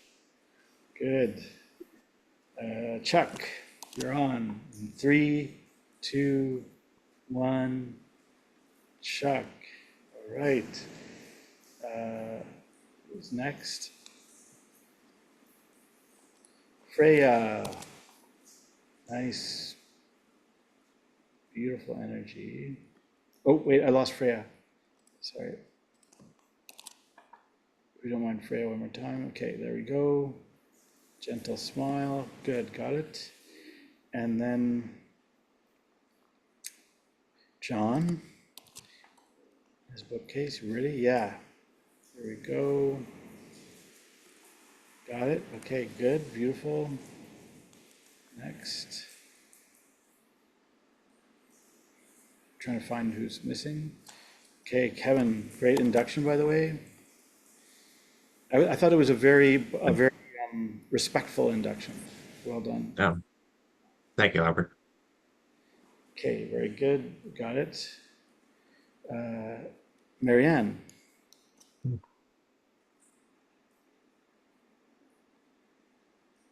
All right, rosy cheeks. And here we go. Very nice. Okay. And Matt. Matt, is that real, like real, like land behind you, like a house and or is that a picture? Yeah. Oh, No, it's just behind me. beautiful. Okay. So yeah, gentle smile. Nice. Okay, next. I think, yeah, it's yeah, me again. Encore. Okay, I think we're only missing, we got Casey.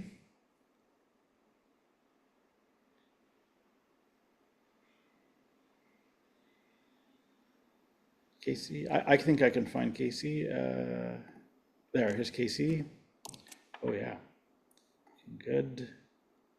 Gentle smile. What's interesting, no longer in a car, which is also a contrast. And I think last but not least, it was Patty. No, we got a few more people. Patty.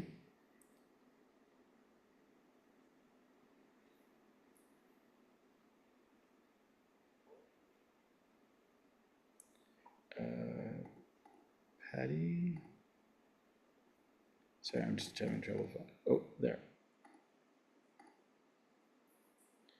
Okay, Patty.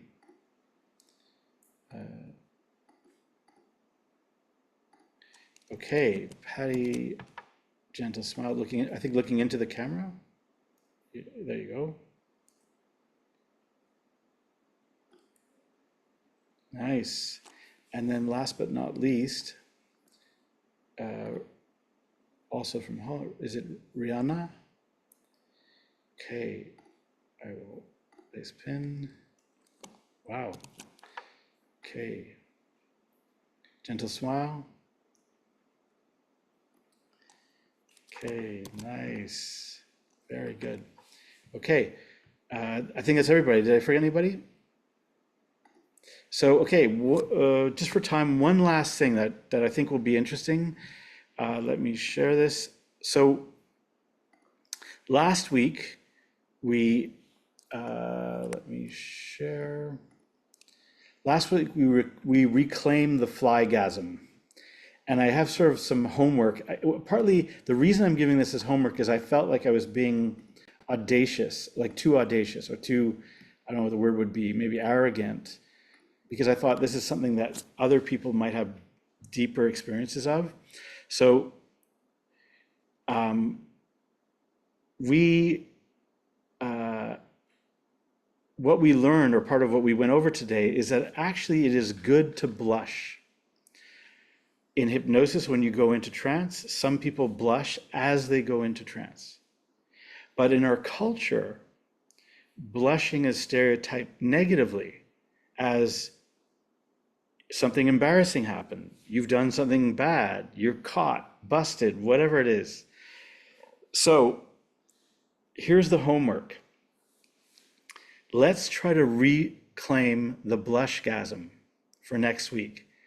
Your job, if you choose to accept it, is to create a protocol where we use blushing to get ourselves to orgasm. Blush your way to orgasm. And I just think that some people have probably, I think more likely women have experienced this more, where that public embarrassment has led to blushing. So it's often a traumatic or negative experience. That's why we got to reclaim it as a kind of beautiful, wonderful experience, because what we went through today is that actually blushing is a sign of vasculation of the face. It's exactly what we're looking for. It creates the glow. So we don't want to be ashamed of blushing. We want to celebrate blushing. And you know, it's like an interesting twist, like the word blush, I mean, is also a kind of makeup which fakes this effect. It's interesting, I looked up the history, it comes from ancient Egypt. It's been around for a long time. Also, I forgot that I didn't know that people pinch their cheeks. Women were socialized to pinch their cheeks, so they create a fake blush effect. But we can get there just by putting people into trance. So those who would like to try this, I think would be to try to figure out a protocol that is celebratory, where we create the blush, maybe we affect double, and the person blushes themselves to orgasm. I believe it's possible, but I've never seen it done. But I think we can do it. So that's our challenge for next week. It just makes sense. I mean, I should say I have seen it done, because I have seen people have hypnotic orgasms where they blush a lot, but it wasn't conscious. It wasn't like, okay, start blushing and now have an orgasm. So that's my point. It's a little different. Okay, so I just want to be respectful of people's time. If there are any questions or comments, I will post some of the before and after pictures during the week. I'll post the breath work. Are there any big questions or comments before we wrap up? Or I will put us into gallery. How are people feeling? People feeling good? Those of you who may not have felt like you could go up the ladder, like, we're always in a way, because we're covering so much territory, rushing a little bit. Anybody who can get into deep trance can go up the ladder. In this situation, you may not have had the time, because you might want to fractionate. You want to take the time to get somebody deep, and then they will really go up. And you see that there's other things up there that are intriguing. Anybody? Comments, questions? No, it looks like we're ready for a nap. Thank you again I apologize for being a little bit ayahuasca-ish, but you guys really helped me, and thank you to Mary Christine for actually some of your management. It really made a big difference. We will see you next week for the blushgasm and more. All right, have a great week, everybody.